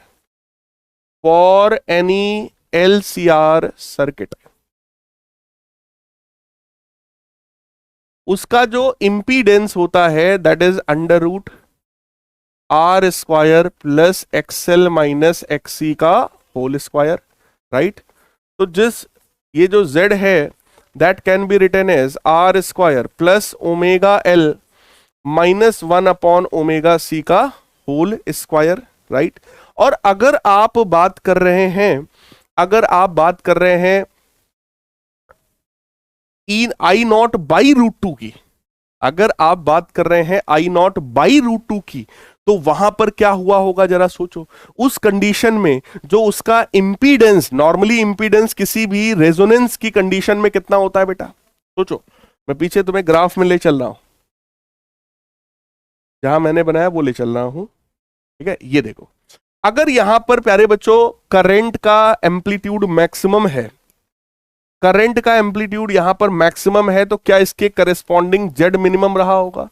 और रेजोनेंस के केस में जेड कितना होता है बेटा, आर के बराबर, राइट। यहां पर अगर current I naught by root two हुआ है तो जेड मिनिमम तो नहीं होगा, 100% है, क्योंकि मिनिमम तो यहां पर होता है। तो यहां पर आखिर जेड की वैल्यू कितनी हो गई होगी, जरा ध्यान से सोचो। क्या जेड की वैल्यू अंडर रूट 2r हो गई होगी यहां पर। अरे बच्चों, यहां पर z मिनिमम था, r के बराबर होता है मिनिमम इंपीडेंस, राइट, रेजोनेंस की कंडीशन में। अब इस फ्रीक्वेंसी पर, इस वाली फ्रीक्वेंसी पर या इस वाली फ्रीक्वेंसी पर रेजोनेंस तो हो नहीं रहा है, यहां पे करंट का एम्पलीट्यूड मैक्सिमम तो है नहीं, कितना है, that is I naught by root two. अगर बाई रूट टू हुआ है तो क्या यहां पर इंपीडेंस रूट टू टाइम्स हो जाएगा, impedance will become root two times R. Clear है, ठीक है भाई। सो अगर यही हमारा इंपीडेंस रूट टू आर के बराबर हो जाए, यानी कि रूट टू आर लिखने का मतलब है हम लोग अपना इंटरेस्ट शो कर रहे हैं ओमेगा 1 और ओमेगा 2 की तरफ। हम ओमेगा आर में इंटरेस्ट अभी नहीं ले रहे हैं, हम ओमेगा 1 और ओमेगा 2 में इंटरेस्ट ले रहे हैं, इसीलिए हम रूट टू आर करके पहले सॉल्व करना चाहते हैं। स्क्वायरिंग बोथ साइड, जैसे ही स्क्वायर करोगे आर स्क्वायर बराबर omega L minus 1 upon omega C का होल स्क्वायर, इसका होल स्क्वायर करोगे बेटा 2r स्क्वायर आएगा, ये वाला आर स्क्वायर इधर जाएगा, सब्ट्रैक्ट हो जाएगा, तो omega L minus 1 upon omega C का whole square that is equal to 2r square minus R square. ये वाला आर स्क्वायर बेटा इधर आएगा, माइनस होएगा, दोनों को सब्ट्रैक्ट करोगे तो वैल्यू कितनी आ जाएगी, आर के बराबर, है ना, आर स्क्वायर के बराबर। तो omega L minus 1 upon omega C अगर दोनों तरफ मैं अंडर रूट ले लूं तो मेरे प्यारे बच्चों that will be equal to plus minus R, right. अब जरा सोचो, अगर आपने यहां पर स्क्वायर रूट किया है तो मेरे प्यारे बच्चों ऑब्वियस है ओमेगा की दो दो वैल्यूज निकलने वाली थी, क्योंकि जब ये होल स्क्वायर होता, अगर मैं इसको ओपन कर देता तो ओमेगा स्क्वायर का टर्म आता यहां पर, है ना, तो ओमेगा की दो दो वैल्यूज आ जाती, है ना, और इसीलिए प्लस माइनस आर बन भी रहा है। यानी कि मैं लिख सकता हूं, अगर इसको इक्वेशन नंबर 1 मान लिया जाए तो हम लोग लिख सकते हैं hence omega 1l minus 1 upon omega 1c that is equal to R, एक बार पॉजिटिव लो, omega 2l minus 1 upon omega 2c एक बार निगेटिव वैल्यू लो, ठीक है। तो जरा चेक कर लीजिए, ओमेगा 1 के केस में यहां माइनस लिया, इसमें पॉजिटिव लिया। वो देखो जरूरी नहीं है कि हम यहां पे माइनस ही लें, ठीक, यहां पे पॉजिटिव ही ले, कोई भी एक लेना है, ठीक है। एक बार जब मैंने 1 माना है तो मैं r मान सकता हूं, जब 2 माना है तो माइनस आर मान सकता हूं, या फिर जैसा बुक में आपको दिख रहा है आप वैसा भी कर सकते हो। यहां पे आप माइनस आर मान लो, यहां पे आप प्लस आर मान लो, ये आपके ऊपर है, ऑप्शनल है, कोई इसमें दिक्कत नहीं है, कहीं कोई प्रॉब्लम नहीं है, राइट, सेम चीज है। Let us suppose this is our equation number 2, वैसे ही कर दे रहा हूं जैसे आपकी बुक में है, right. So omega 1l minus 1 upon omega 1c बराबर माइनस आर। एक काम करते हैं, इन दोनों इक्वेशंस को ऐड करते हैं, यानी कि एडिंग इक्वेशन 2 एंड इक्वेशन 3। अगर 2 और 3 को मेरे प्यारे बच्चों ऐड कर दिया जाएगा तो जरा ध्यान से देखना, omega 1 plus omega 2 times L हो जाएगा, ये दोनों ऐड हो जाएगा, minus 1 upon omega 1c minus 1 upon omega 2c हो जाएगा, and that is equal to 0 हो जाएगा, क्योंकि माइनस आर और प्लस आर कट पिट के 0 हो जाएगा, राइट।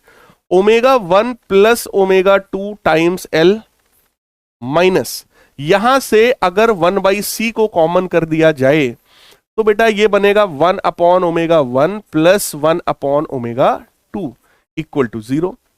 Omega 1 plus omega 2 times L minus 1 by C, this is omega 2 plus omega 1 divided by omega 1 omega 2 बराबर 0। पूरे में से ओमेगा 1 प्लस ओमेगा 2 बेटा कॉमन मिल रहा है, so L minus 1/c omega 1 omega 2 that is equal to 0। अब देखो ओमेगा 1 और ओमेगा 2 फ्रीक्वेंसीज हैं, इनका सम कभी भी 0 नहीं हो सकता, right.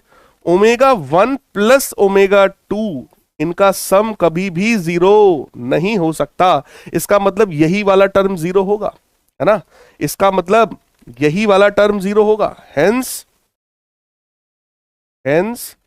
L -1/c omega 1 omega 2 बराबर 0। तो इसका मतलब ये रहा बेटा कि ओमेगा 1 ओमेगा 2 की वैल्यू 1/LC आ जाएगी। ओमेगा 1 ओमेगा 2 की वैल्यू कितनी निकल करके आएगी? 1/LC। कितने लोगों को इतनी बात समझ में आई? जल्दी से हार्ड स्पैम करो धड़ाधड़। देखो जो लोग ध्यान से सुन रहे हैं उनको समझ में आया होगा, फटाफट हार्ड स्पैम करो। कितने लोगों को इतनी बात समझ में आई? यहां सर इतनी चीज सही है जितना आपने बताया है।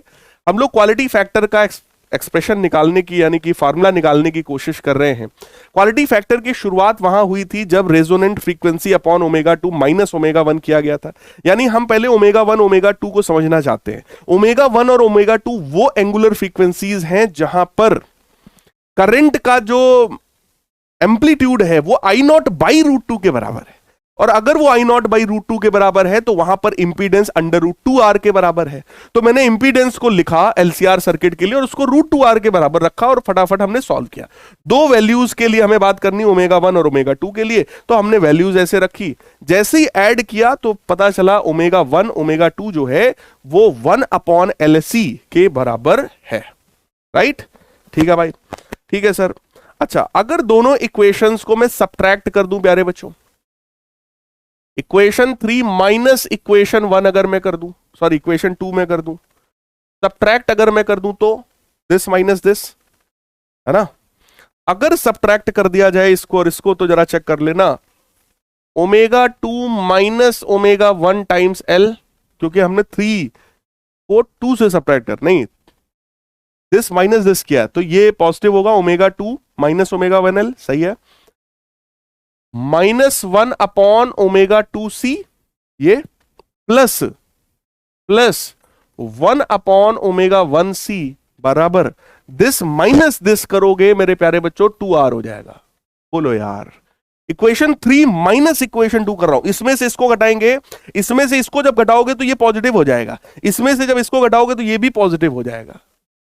ध्यान से देखिएगा भाई।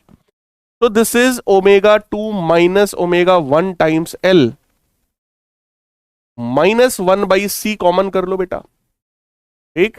तो 1 upon omega 2 minus 1 upon omega 1 times, तो ये बन गया तुम्हारा omega 2 minus omega 1 times L -1/C। LCM लेंगे भैया, omega 1 minus omega 2 upon omega 1 omega 2 is equal to 2R हो जाएगा, ठीक। इधर से माइनस कॉमन कर लो, ये प्लस भी दिखाई पड़ रहा है मेरे को, तो omega 2 minus omega 1 times L plus 1/C, minus common किया बेटा मैंने तो ये प्लस हो गया। This is omega 2 minus omega 1 upon omega 1 omega 2 बराबर 2R। पूरी इक्वेशन में से ओमेगा 2 माइनस ओमेगा 1 कर रहे हैं कॉमन, जैसे ही कॉमन होगा तो ये तुम्हारा बनेगा L plus 1 upon C omega 1 omega 2 that is equal to 2R, सही है, that is equal to 2R। और जरा यहां से देखो बेटा, यहां से देखो ओमेगा 1 ओमेगा 2 की वैल्यू कितनी है? 1/LC, वैल्यू यहां रखने वाले हैं हम। ओमेगा 2 माइनस ओमेगा 1 ब्रैकेट में L प्लस 1/C, और ओमेगा 1 ओमेगा 2 की वैल्यू कितनी निकल करके आई? 1/LC। C से C बेटा कैंसिल हो गया, ओमेगा 2 माइनस ओमेगा 1 ब्रैकेट में L प्लस ये वाला L ऊपर जाएगा तो बेटा 2L बन जाएगा, that is equal to 2R। 2 से 2 कट गया, ओमेगा 2 माइनस ओमेगा 1 की वैल्यू कितनी आ गई है? R/L। ओमेगा 2 माइनस ओमेगा 1 प्यारे बच्चों कितना निकल करके आया है? That is R/L। सही है क्या? ओमेगा 2 माइनस ओमेगा 1 कितना निकल करके आया, R/L। कहेंगे सर ये सब क्या हो रहा है, जरा आओ क्वालिटी फैक्टर में। क्वालिटी फैक्टर क्या होता है भैया, resonant frequency divided by omega 2 minus omega 1। क्या आपको समझ में आ रहा है इतनी मेहनत क्यों किया हम लोगों ने, इतनी मेहनत क्यों किया हम लोगों ने, इतनी मेहनत क्यों किया हम लोगों ने, क्या समझ में आ रहा है बेटा? ओमेगा 2 माइनस ओमेगा 1 की वैल्यू निकालने के लिए। तो वैल्यू कितनी निकल करके आई है, वैल्यू कितनी निकल करके आई है, R/L, राइट। तो ये L जाएगा ऊपर, डिवाइडेड बाई क्या बन जाएगा, R। तो क्वालिटी फैक्टर जो कि इसके बराबर होता है, उसकी एक वैल्यू हमारे पास और आ गई, दैट इज ओमेगा R/L/R। बोलो यार, क्या समझ में आया, क्या समझ में आया? जरा ध्यान से देखो, ध्यान से देखो।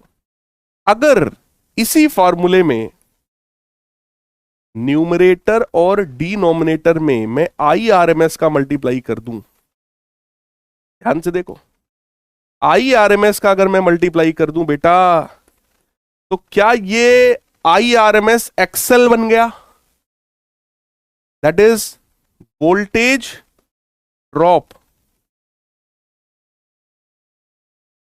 अक्रॉस इंडक्टर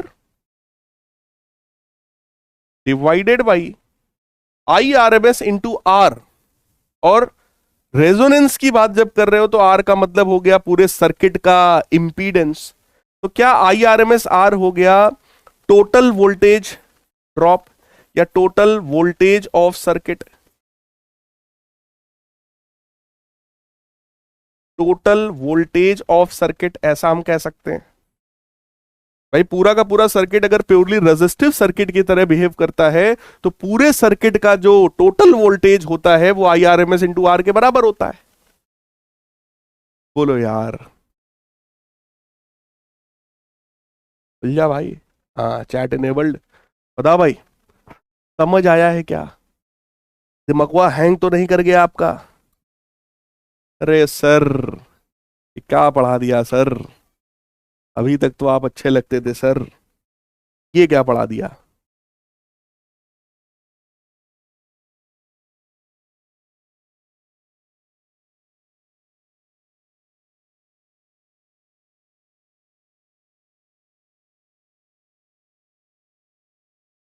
सही है, ठीक है, ठीक है, ठीक है, ठीक है, ठीक है सर, मान लेते हैं ओमेगा R 1/√LC के बराबर भी होता है सर। तो यही क्वालिटी फैक्टर को, क्योंकि क्वालिटी फैक्टर ओमेगा RL/R है, तो इसी की जगह 1/√LC भी रख सकते हैं इंटू L/R। ध्यान से देखो, 1/R बाहर है, ठीक, ये बन रहा है L/√LC, तो 1/R√L/C बन जाएगा क्या? तो क्वालिटी फैक्टर का एक प्यारा सा फॉर्मूला हमारे पास और आ गया। बोलो यार, एक फॉर्मूला क्वालिटी फैक्टर का एक और आ गया, 1/R√L/C। क्लियर है? क्वालिटी फैक्टर मैं फिर से बता रहा हूं, क्वालिटी फैक्टर क्या होता है। जब ये ग्राफ हमने समझा था तो मैंने बताया था रेजोनेंट फ्रीक्वेंसी पर करंट का एम्पलीट्यूड मैक्सिमम होता है, तो यहां पे करंट होता है भैया I0 के बराबर। अगर करंट कहीं पर I0 है तो कहीं ना कहीं I0/√2 भी होगा, ठीक। जब सर्किट का इंपीडेंस √2R के बराबर हो जाएगा तो वहां पे करंट I0/√2 हो जाएगा, क्योंकि इसके कंडीशन में जो Z है वो मिनिमम होता है, यानी कि R के बराबर होता है, राइट। तो इसके करस्पॉन्डिंग हमें दो दो फ्रीक्वेंसीज मिल गई, तो हमारा इंटरेस्ट आ गया इसी ओमेगा 1 और ओमेगा 2 पर। तो पता चला क्वालिटी फैक्टर जो होता है, क्वालिटी फैक्टर भैया omega R upon omega 2 minus omega 1 पे होता है। तो पता ये करना था कि यार ओमेगा 2 माइनस ओमेगा 1 की आखिर वैल्यू कितनी है।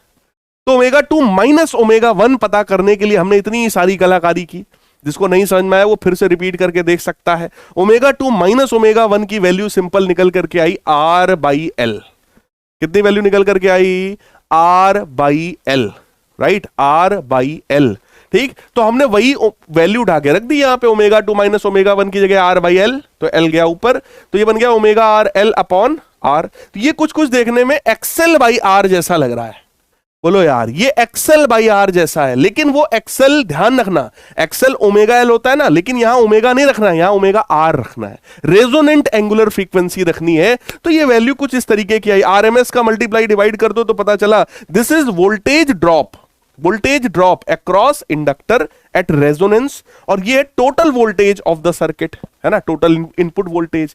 फिर ω/R 1/√LC के बराबर था, वैल्यूज उठा के धरी, तो हमें पता चला कि अगर कोई LCR सर्किट है, अगर कोई LCR सर्किट है मेरे प्यारे बच्चों, तो उसकी L value, C value, R value बोलो हमें पता होगी। अगर पता होगी फटाफट उठा के रख देंगे, बोलो क्वालिटी फैक्टर आ जाएगा, बोलो क्वालिटी फैक्टर आ जाएगा। अगर क्वालिटी फैक्टर को बढ़ाना है तो तरीका क्या है? रेजिस्टेंस को घटा दो, रेजिस्टेंस को घटा दो, कैपेसिटेंस को घटा दो, इंडक्टेंस को बढ़ा दो।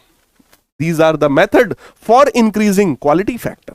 क्वालिटी फैक्टर अगर बढ़ाना है मेरे प्यारे बच्चों, रेजिस्टेंस को घटाना पड़ेगा, कैपेसिटेंस को घटाना पड़ेगा और इंडक्टेंस को बढ़ाना पड़ेगा। कितने लोगों को यह समझ में आया? जरा थम्स अप करके बताओ तो जरा, कितने लोगों को यह समझ में आया? थम्स अप करके बताइएगा, थम्स अप करके बताइएगा, कितने लोगों को यह समझ में आया?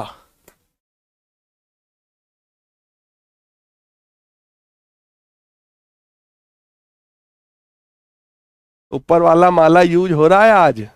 हाँ ऊपर वाला माला यूज हो रहा है, बहुतों का खाली है, क्या करें बेचारे, क्यों भाई?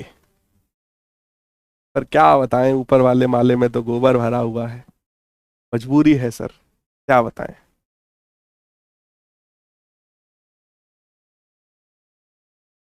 दर्द दिलों के कम हो जाते, है ना?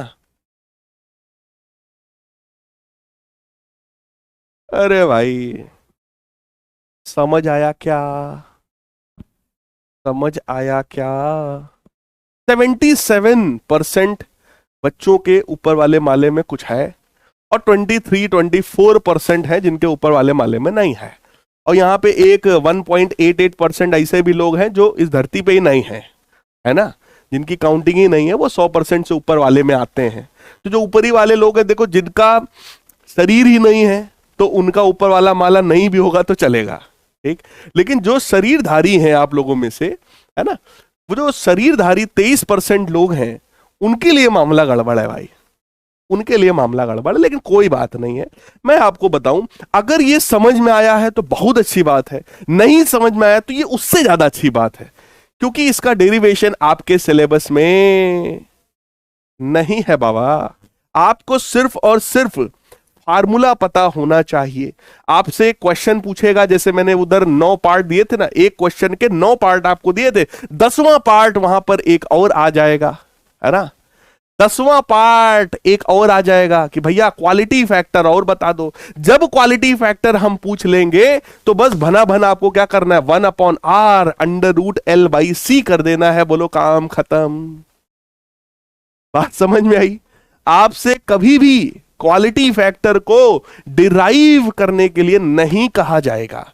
तो समझ आया तो अच्छी बात, नहीं समझ में आया तो उससे ज्यादा अच्छी बात। ये फॉर्मूला लेकिन आपको याद हो जाना चाहिए, राइट। तो ये वाला फॉर्मूला 1/R√L/C रट लो, और ये वाला फॉर्मूला तो रट ही गया होगा। ये और ये 2 फार्मूले अगर आपको आते हैं तो आप क्वालिटी फैक्टर धड़ाधड़ सॉल्व कर जाएंगे। बोलो यार। नवीन कह रहे हैं सर ये बढ़िया मजाक था सर, दिल गार्डन गार्डन हो गया सर, है नालायकों, जरा भी टफ चीज नहीं पढ़नी है सर, जेई में टॉप करना है सर, लेकिन पेपर आसान बनवा देना बस, टॉप तो कर ही लेंगे सर, है ना। Sir why is IRMS total voltage. Aditya भाई साहब इसलिए क्योंकि जब सर्किट रेजोनेंस में होता है तो पूरे सर्किट का Z यानी इंपीडेंस मिनिमम होता है जो कि R के बराबर है, राइट। तो पूरे सर्किट का जो वोल्टेज ड्रॉप है वो IRMS इंटू Z के बराबर है और Z R के बराबर है। अभी समझ में आया क्या? सर ये टॉपिक न्यू एनसीईआरटी में नहीं है, सौम्य राय टॉपिक नहीं है, मेरे को भी पता है, इसीलिए हमने बोला तुम्हारे सिलेबस में नहीं है। लेकिन बेटा बोर्ड एग्जाम वाले बहुत शरीफ नहीं है, वो कई बार आपसे ऐसी चीज भी पूछ देते हैं जो नहीं दिया हुआ है, राइट। जैसे क्वालिटी फैक्टर का तो नामो निशान नहीं है आपके सिलेबस में कहीं पर भी, लेकिन क्वेश्चन देख लेना पूछा जाएगा, आता है हर साल, राइट। पिछली साल भी नहीं था सिलेबस में लेकिन पूछ दिया गया था। तो कम से कम फार्मूला आपको पता होना चाहिए, ये फार्मूला छोड़ के ना जाना। कुछ लोग ज्यादा दिमाग लगाते हैं, अरे शैलेंद्र सर की तो आदत है डिटेल पढ़ाने की। शैलेंद्र सर 10 साल से यही देख रहे हैं कौन सी चीज आती है कौन सी चीज नहीं आती है। तो जो पढ़ा दिया समझो सब सिलेबस में है, जो मैंने छोड़ दिया वो तुम भी छोड़ सकते हो, राइट। वो नहीं पूछा जाएगा, उसमें भी कई लोग ज्ञान देते हैं, सर ये पढ़ा दो, भाई हमें पता नहीं आएगा, बात खत्म हो गई, है ना। और जो पढ़ा दिया वो समझो आएगा, भले वो लिखा हो सिलेबस में चाहे ना लिखा हो, पूछा जा सकता है। इसीलिए बेटा ऐसी चीजें पढ़ाते हैं जिसके चांसेस ज्यादा होते हैं कि आएगा ही आएगा। Z बराबर √2R कैसे आया भैया? क्योंकि वहां पे करंट का जो वैल्यू था वो I0/√2 था, I0/√2 था, राइट। इसलिए वहां Z की वैल्यू √2R के बराबर होती है। सर इसका पूरा डिवीजन आता है क्या बोर्ड एग्जाम में? बता तो दिया नंदनी बेटा।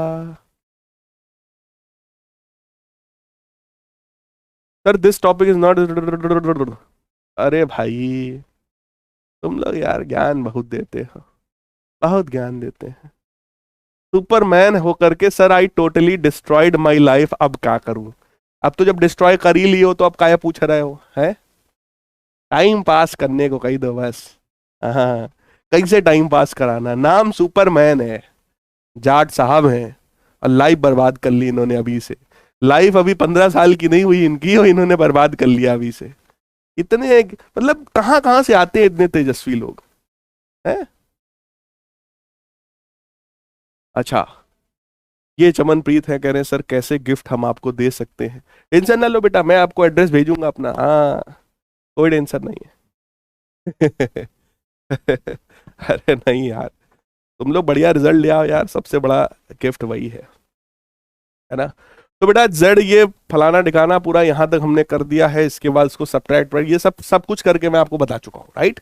ये सब कुछ मैं करके बता चुका हूँ। तो यहाँ पे थोड़ा सा छूटा हुआ है, जो छूटा है उसको पीछे वाली स्लाइड से करना है ना। ये सब मैं समझा चुका हूं आपको, राइट। अब आ जाओ कुछ बढ़िया प्यारे से खूबसूरत से प्रश्नों के ऊपर, है ना। हाँ ठीक है भाई, ठीक है ठीक है। In a series LCR circuit resonant frequency is 800 hertz.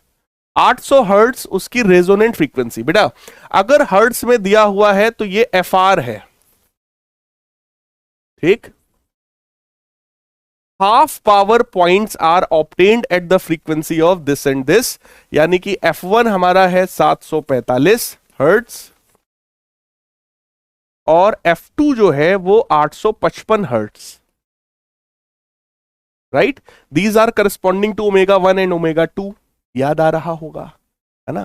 Calculate quality factor of the circuit, Q factor हमें बताना है, ऑल्सो कैलकुलेट द बैंडविड्थ। भैया क्वालिटी फैक्टर होता है ω/R अपॉन ω2 माइनस ω1।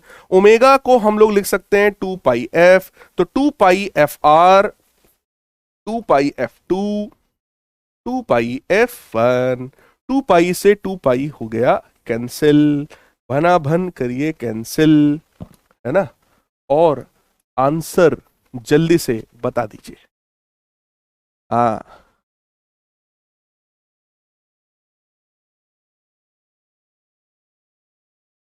बोलो भाई, क्या फलाना डिकाना गाली होती है क्या? हमें नहीं पता भाई, मुझे नहीं पता भाई, ऐसा कुछ नहीं है। मेरी भावनाओं को समझिएगा, मैं गाली वाली नहीं देता हूँ भाई। हाँ हमें नहीं पता भाई, चमनप्रीत, ऐसा होता है क्या? हमें नहीं पता, अपने इधर कानपुर में तो नहीं मानते हैं यार ऐसा, हमें नहीं पता भाई। तुम लोग की तरफ अगर किसी रीजन में यार गाली वाली मानी जाती हो तो बता देना, हमें पता नहीं है वैसे। तरह तरह के लोग हैं यहाँ पर, सारी धरती से पूरे ब्रह्मांड से लोग जुड़े हुए हैं। हो सकता है किसी गोला पे माना जाता हो इसको गाली, हमारे गोला पे तो नहीं माना जाता। है ना।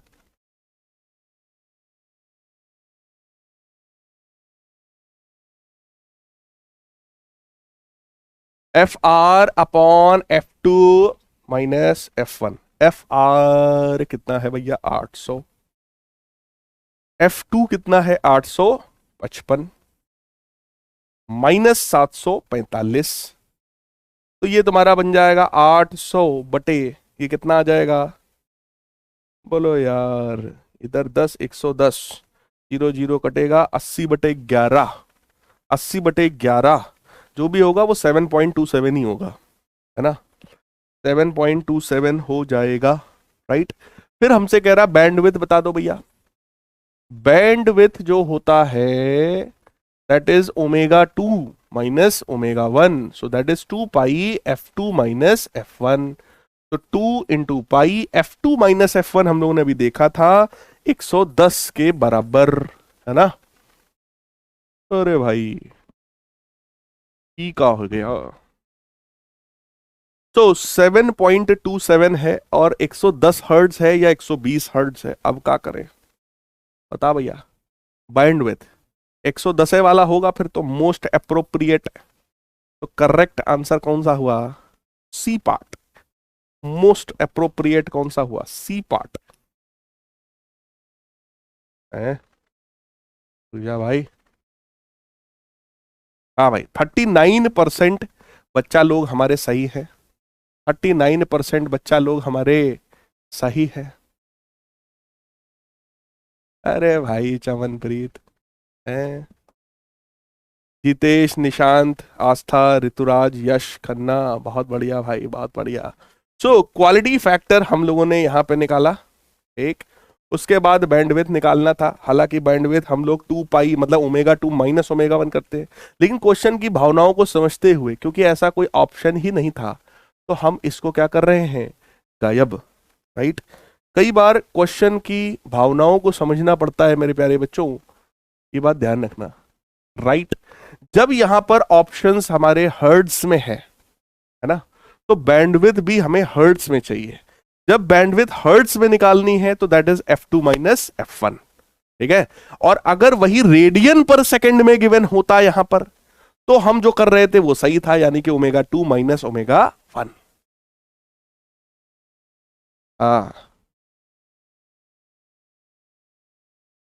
सही है क्या, ओके ओके यस। अगला क्वेश्चन देखो भैया, compute the resonant frequency. Resonant frequency होती है ω/r, जिसकी वैल्यू है 1/√LC के बराबर। L की वैल्यू है 4 हेनरी और C की वैल्यू है 36 माइक्रो यानी 10⁻⁻�6। तो ये कितना हो जाएगा जब हम लोग लेंगे इसका √, तो ये बनेगा 2, ये बनेगा 6, ये बनेगा 10⁻⁻3, तो बन जाएगा 1000/12, है ना। 1000/12 कितना होता है, ओहो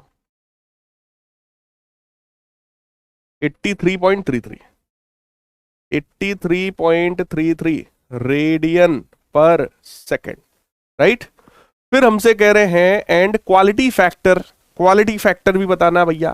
क्वालिटी फैक्टर होता है 1/r√L/c, तो 1/10/3 √L/c। L कितना भैया 4, C कितना है 36 इंटू 10⁻⁻6, बोलो बनेगा 3/10, ये बनेगा 2/6 इंटू 10⁻⁻3,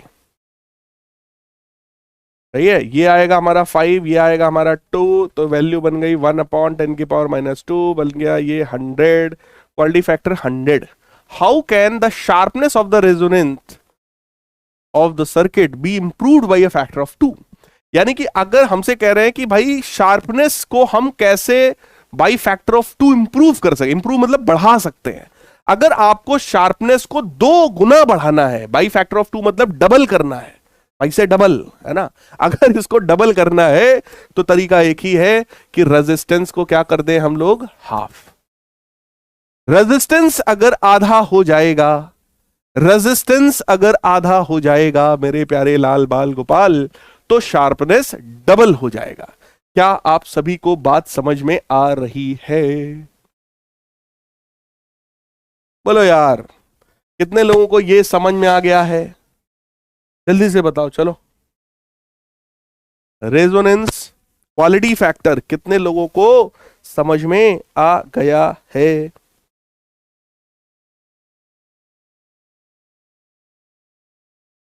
कैसे कहूं बिना तेरे जिंदगी ये क्या होगी, जैसे कोई सजा। हाँ भाई, जल्दी जल्दी जल्दी जल्दी बता दो यार, समझ में आया कि नहीं आया?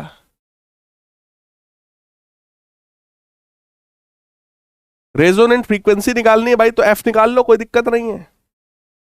एफ निकाल लो, कोई दिक्कत नहीं है। 1/2 pi omega R. Omega R हम लोग निकाल ही चुके हैं। 1/2 पाई 83.33 और कर लो यार तुम, कोई दिक्कत नहीं है। सही है, गड़बड़ेगा। ओमेगा, हाँ 2 पाई एफ होता है, तो ऐसा कर लो, ऐसा कर लो भाई। 83.33 डिवाइडेड बाई 2 डिवाइडेड बाई 3.14, तो वैल्यू हमारी आ गई ये 13.27 हर्ट्स। ऐसा भी निकाल सकते हो, ठीक है।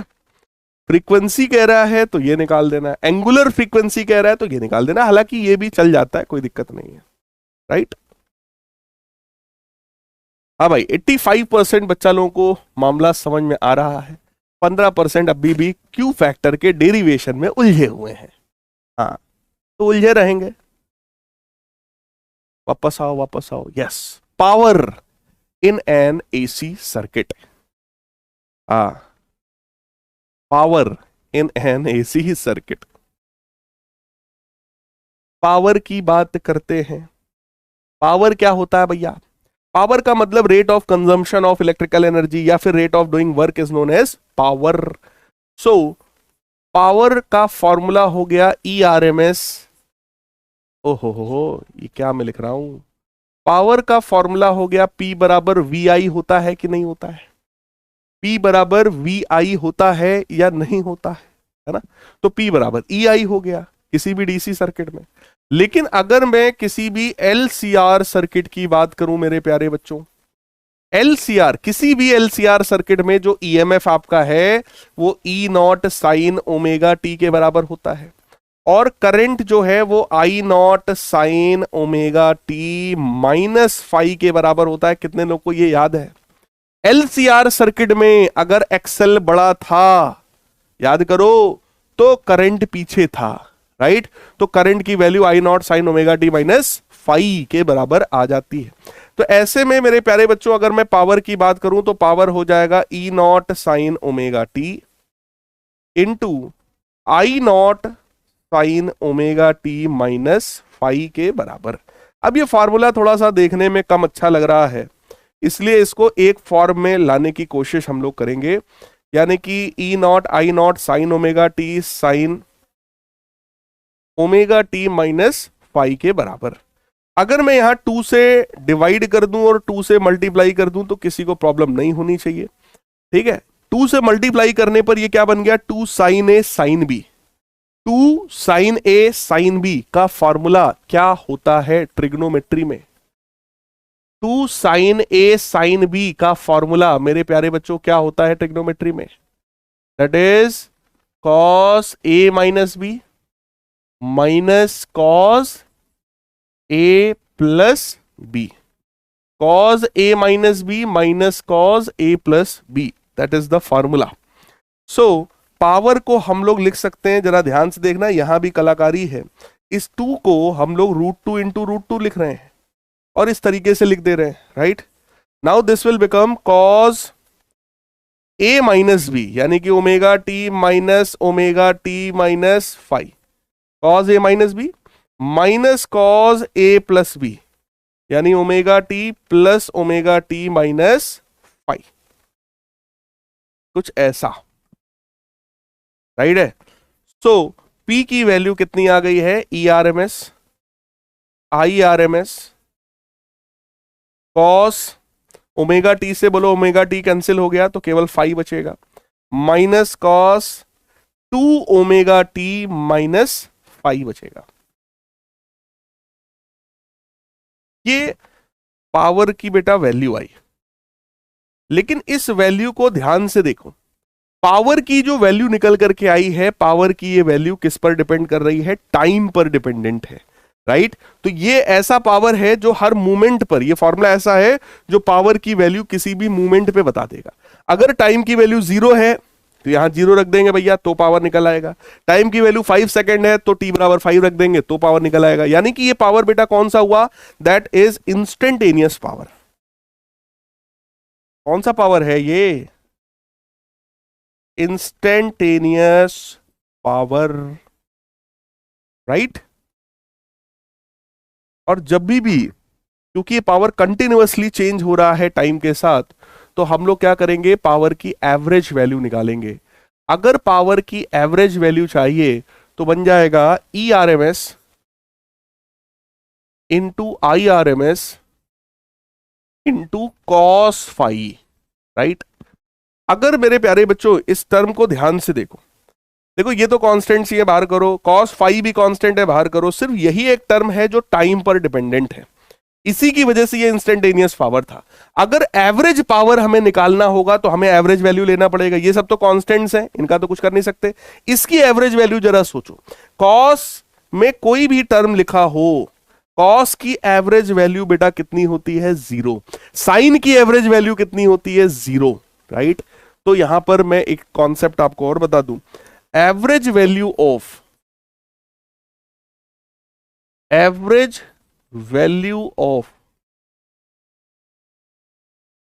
साइन थीटा और कॉस थीटा, एक कंप्लीट साइकिल के लिए एवरेज वैल्यू कितनी होती है उसकी, जीरो के बराबर, क्योंकि आधी साइकिल में पॉजिटिव है आधी साइकिल में निगेटिव है, तो एवरेज वैल्यू बेटा जीरो हो जाएगा, राइट। तो वो पूरा का पूरा टर्म आपका जीरो के बराबर हो गया, वो पूरा टर्म ही गायब हो गया भैया, ठीक है। तो ये हमारा पावर का, एवरेज पावर का एक फॉर्मूला आ गया। ध्यान से देखो, ये तो एवरेज पावर है ना। अब पावर का ओरिजिनल फॉर्मूला क्या था, ईएमएफ इनटू करंट, यानी पी बराबर वी आई या ई आई, है ना। यहां भी तो ई और आई को मल्टीप्लाई किया गया है, ई और आई को मल्टीप्लाई किया गया है, तो ये पावर आपका कहलाता है एपेरेंट पावर। ये क्या कहलाता है, एपेरेंट पावर। तो इसी को एपेरेंट और वर्चुअल पावर भी हम लोग कह सकते हैं। This is known as apparent और वर्चुअल पावर। और ये जो पी एवरेज है, this is average, this is average real power, ये रियल पावर है ना। और ये जो वैल्यू आई है, क्योंकि ये ईएमएफ और करंट का मल्टीप्लिकेशन है, बट आरएमएस वैल्यूज का मल्टीप्लिकेशन है, तो ये हमें लग रहा है पावर जैसा है, लेकिन ये कैसा पावर है, ये अपेरेंट पावर है, दैट इज अपेरेंट पावर, और you can say virtual power. तो सर ये फिर कॉस फाई क्या है, कॉस फाई एक ऐसा टर्म है जिसको अगर मैं मल्टीप्लाई कर दूं अपेरेंट पावर में तो उसको क्या बना देता है, रियल पावर। तो इसीलिए इस कॉस फाई को नाम दिया जाता है पावर फैक्टर, राइट। तो किसी भी एलसीआर सर्किट के लिए, किसी भी एलसीआर सर्किट के लिए मेरे प्यारे बच्चों, एवरेज पावर जो होता है वो apparent power multiplied by power factor के बराबर होता है। क्या आप सभी को ये पावर समझ में आया? अगर समझ में आया तो आग लगा दीजिए, अगर समझ में आया है तो आग लगा दीजिए सभी लोग फटाफट।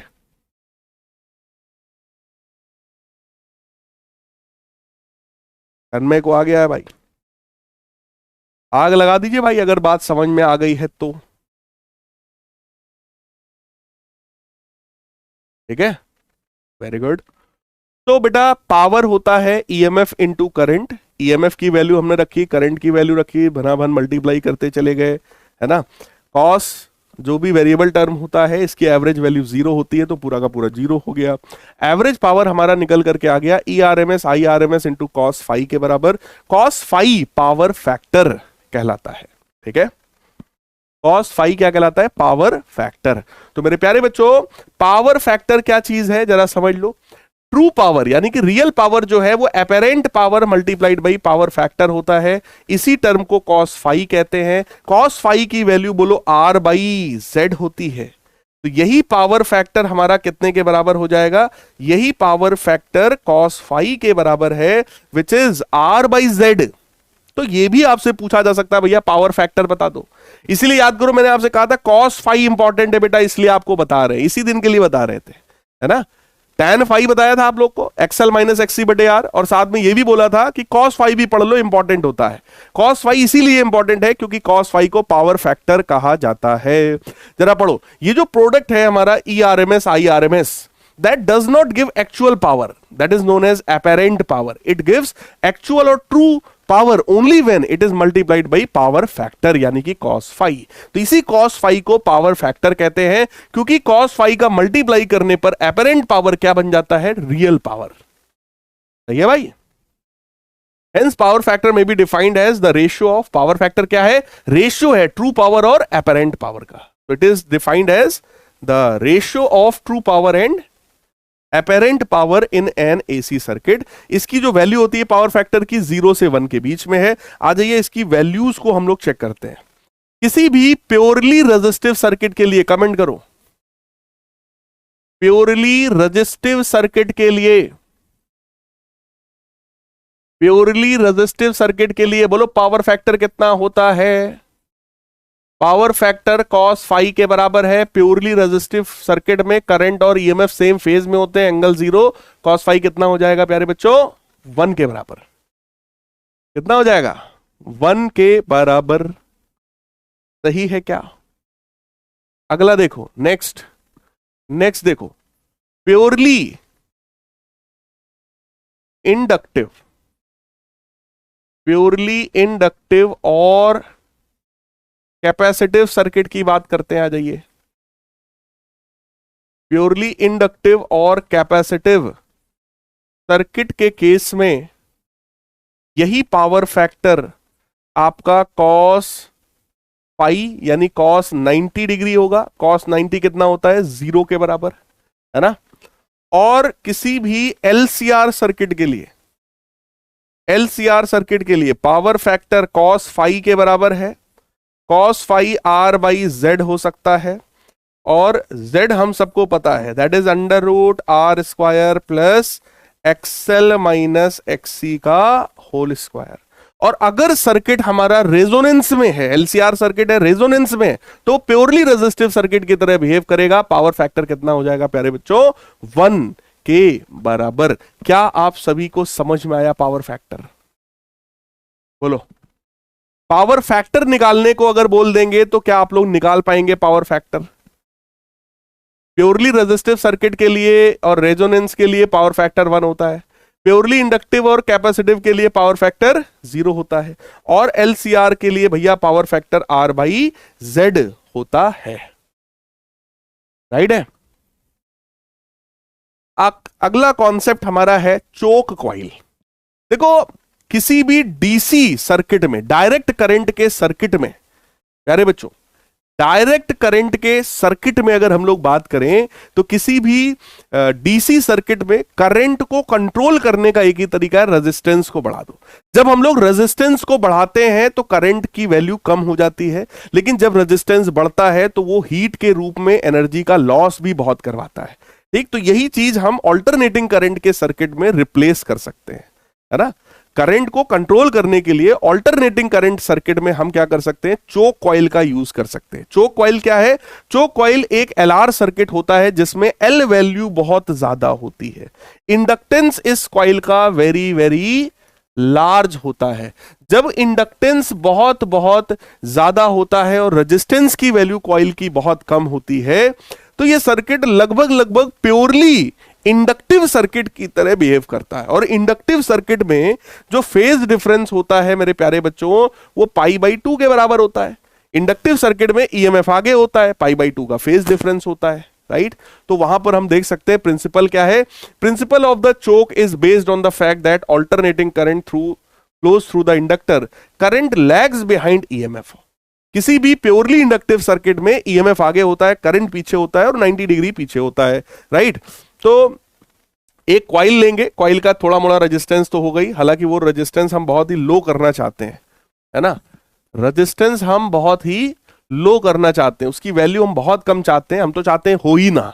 अगर रेजिस्टेंस बिल्कुल ना हो तो ये हमारे लिए परफेक्ट चोक कॉइल बन जाएगा, लेकिन रियलिटी में ऐसी चीज बना पाना इम्पॉसिबल है जिसका कोई रेजिस्टेंस ही ना हो बेटा, ठीक है। तो कुछ तो वैल्यू होगी, तो हम कोशिश करेंगे कि रेजिस्टेंस सबसे कम हो जाए, राइट। अब यहां पर जरा आप करंट के बारे में सोचना। करंट जो होता है that is EMF divided by Z, और Z बेटा कितना होगा, R square plus XL square, XL omega L के बराबर होगा। कुछ इस तरीके का हमारा करंट निकल करके आ रहा होगा। अब जरा सोचो, अगर डिनोमिनेटर में ये R बहुत छोटा है, ठीक, और L बहुत बड़ा है, तो ये लगभग ऑलमोस्ट ये E नॉट बाई, ध्यान से सोचना, ये ओमेगा L के बराबर हो जाएगा। भाई अगर R बहुत छोटा है तो R स्क्वायर और छोटा हो जाएगा, नेग्लेक्ट हो जाएगा, इसको गायब ही कर देंगे। जैसे ही गायब करेंगे केवल ओमेगा L का होल स्क्वायर बचेगा, अंडर रूट बचेगा, कट जाएगा, सिर्फ ओमेगा L बचेगा। और क्योंकि इसमें भी L वैल्यू बहुत ज्यादा है तो ये वैल्यू नियरली कितनी आ जाएगी बेटा, 0 के बराबर। चोक कॉइल के केस में आप देख सकते हैं करंट लगभग 0 की तरफ पहुंच रहा है, यानी करंट को हमने बहुत ज्यादा क्या कर लिया, कंट्रोल कर लिया। हमने करंट की वैल्यू को बहुत ज्यादा क्या किया, कंट्रोल कर लिया by using this choke coil. So choke coil is simply an inductor with large inductance. ध्यान से देखो, चोक कॉइल क्या होता है, एक इंडक्टर कॉइल होता है जिसका इंडक्टेंस बहुत ज्यादा है, which is used to reduce current without much loss of energy. Energy का लॉस नहीं होगा, राइट, एनर्जी का लॉस नहीं हो रहा है यहां पर, है ना, एनर्जी का लॉस नहीं हो रहा है, करंट को कंट्रोल कर ले रहे हैं। जरा चेक करो करंट को कैसे कंट्रोल कर रहे हो भैया। पावर का फॉर्मूला हम लोगों ने अभी पढ़ा ना, ERMS IRMS cos फाई, ये हम लोगों ने पावर पढ़ा, राइट। तो ERMS और IRMS का तो कुछ नहीं हो सकता, रहने दो ऐसे ही।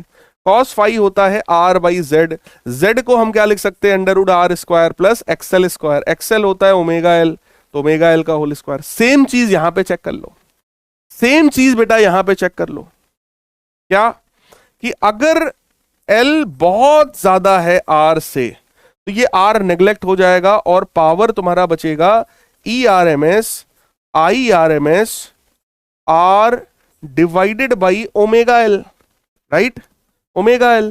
अब क्योंकि ये L बहुत ज्यादा है तो this value is nearly equal to 0, यानी कि पावर लॉस कितना हुआ यहां पे, लगभग 0 के बराबर, यानी पावर लॉस बिल्कुल भी नहीं हुआ, राइट। पावर लॉस ऑलमोस्ट 0 के बराबर हो गया है मेरे प्यारे बच्चों चोक कॉइल में। तो आप देख सकते हैं कि यहां पर भाई एवरेज पावर कितना होता है, VRMS IRMS cos फाई, ठीक, उसकी भी वैल्यू ये हो गई है। और इसमें भी अगर मैं L को बहुत ज्यादा मान लूंगा तो ये वाला टर्म लगभग 0 हो गया है, तो पावर लॉस भी नहीं हुआ और करंट की वैल्यू कंट्रोल भी हो गई, ठीक है। As Z is this, Z की वैल्यू बहुत बढ़ गई है क्योंकि L बहुत ज्यादा है। अगर L बहुत ज्यादा है तो Z बहुत ज्यादा है, तो करंट जो है वो रिड्यूस हो जाएगा without appreciable wastage of the energy. Energy का लॉस भी नहीं हुआ और करंट कंट्रोल भी हो गया। यही कॉन्सेप्ट है, यही यूज होता है मेरे प्यारे बच्चों किसका, चोक कॉइल का। This is the use of choke coil. किसी भी रॉड में आप लोग देखते होंगे ट्यूब लाइट में इस तरीके का पहले यूज किया जाता था, ट्यूब लाइट में इस तरीके का यूज किया जाता था, चोक, इतना बड़ा डब्बा होता था, चोक कॉइल, है ना, यही है चोक कॉइल। चोक कॉइल को हम क्यों प्रिफर करते हैं ओमिक रेजिस्टेंस से, क्योंकि ये रेजिस्टेंस क्या करता है, अगर हम सर्किट में रेजिस्टेंस बढ़ा करके करंट को कंट्रोल करेंगे तो ये हीट का बहुत ज्यादा लॉस करवाएगा, ये हीट का बहुत ज्यादा लॉस करवाएगा, इसलिए हम इसको प्रेफर नहीं करते हैं। हम चोक कॉइल को प्रेफर करते हैं क्योंकि चोक कॉइल में इंडक्टेंस बहुत ज्यादा होता है, सर्किट प्योरली इंडक्टिव सर्किट की तरह बिहेव करता है, फेज डिफरेंस 90 होता है, पावर लॉस लगभग 0 हो जाता है। ठीक। यूजेस आपको पता है, ट्यूबलाइट में यूज होता है, मरकरी लैंप में, सोडियम लैंप में आप इसका यूज कर सकते हो। एक दो नाम इसके याद कर लो बस बहुत है। ठीक है, क्लियर है? बोलो यार, क्या आप सभी को बात समझ में आ गई है मेरे प्यारे बच्चों? जो कॉइल समझ में आ गया है क्या? ये चीज क्लियर है? मैंने वहीं पे लिख के आपको बता दिया था, राइट।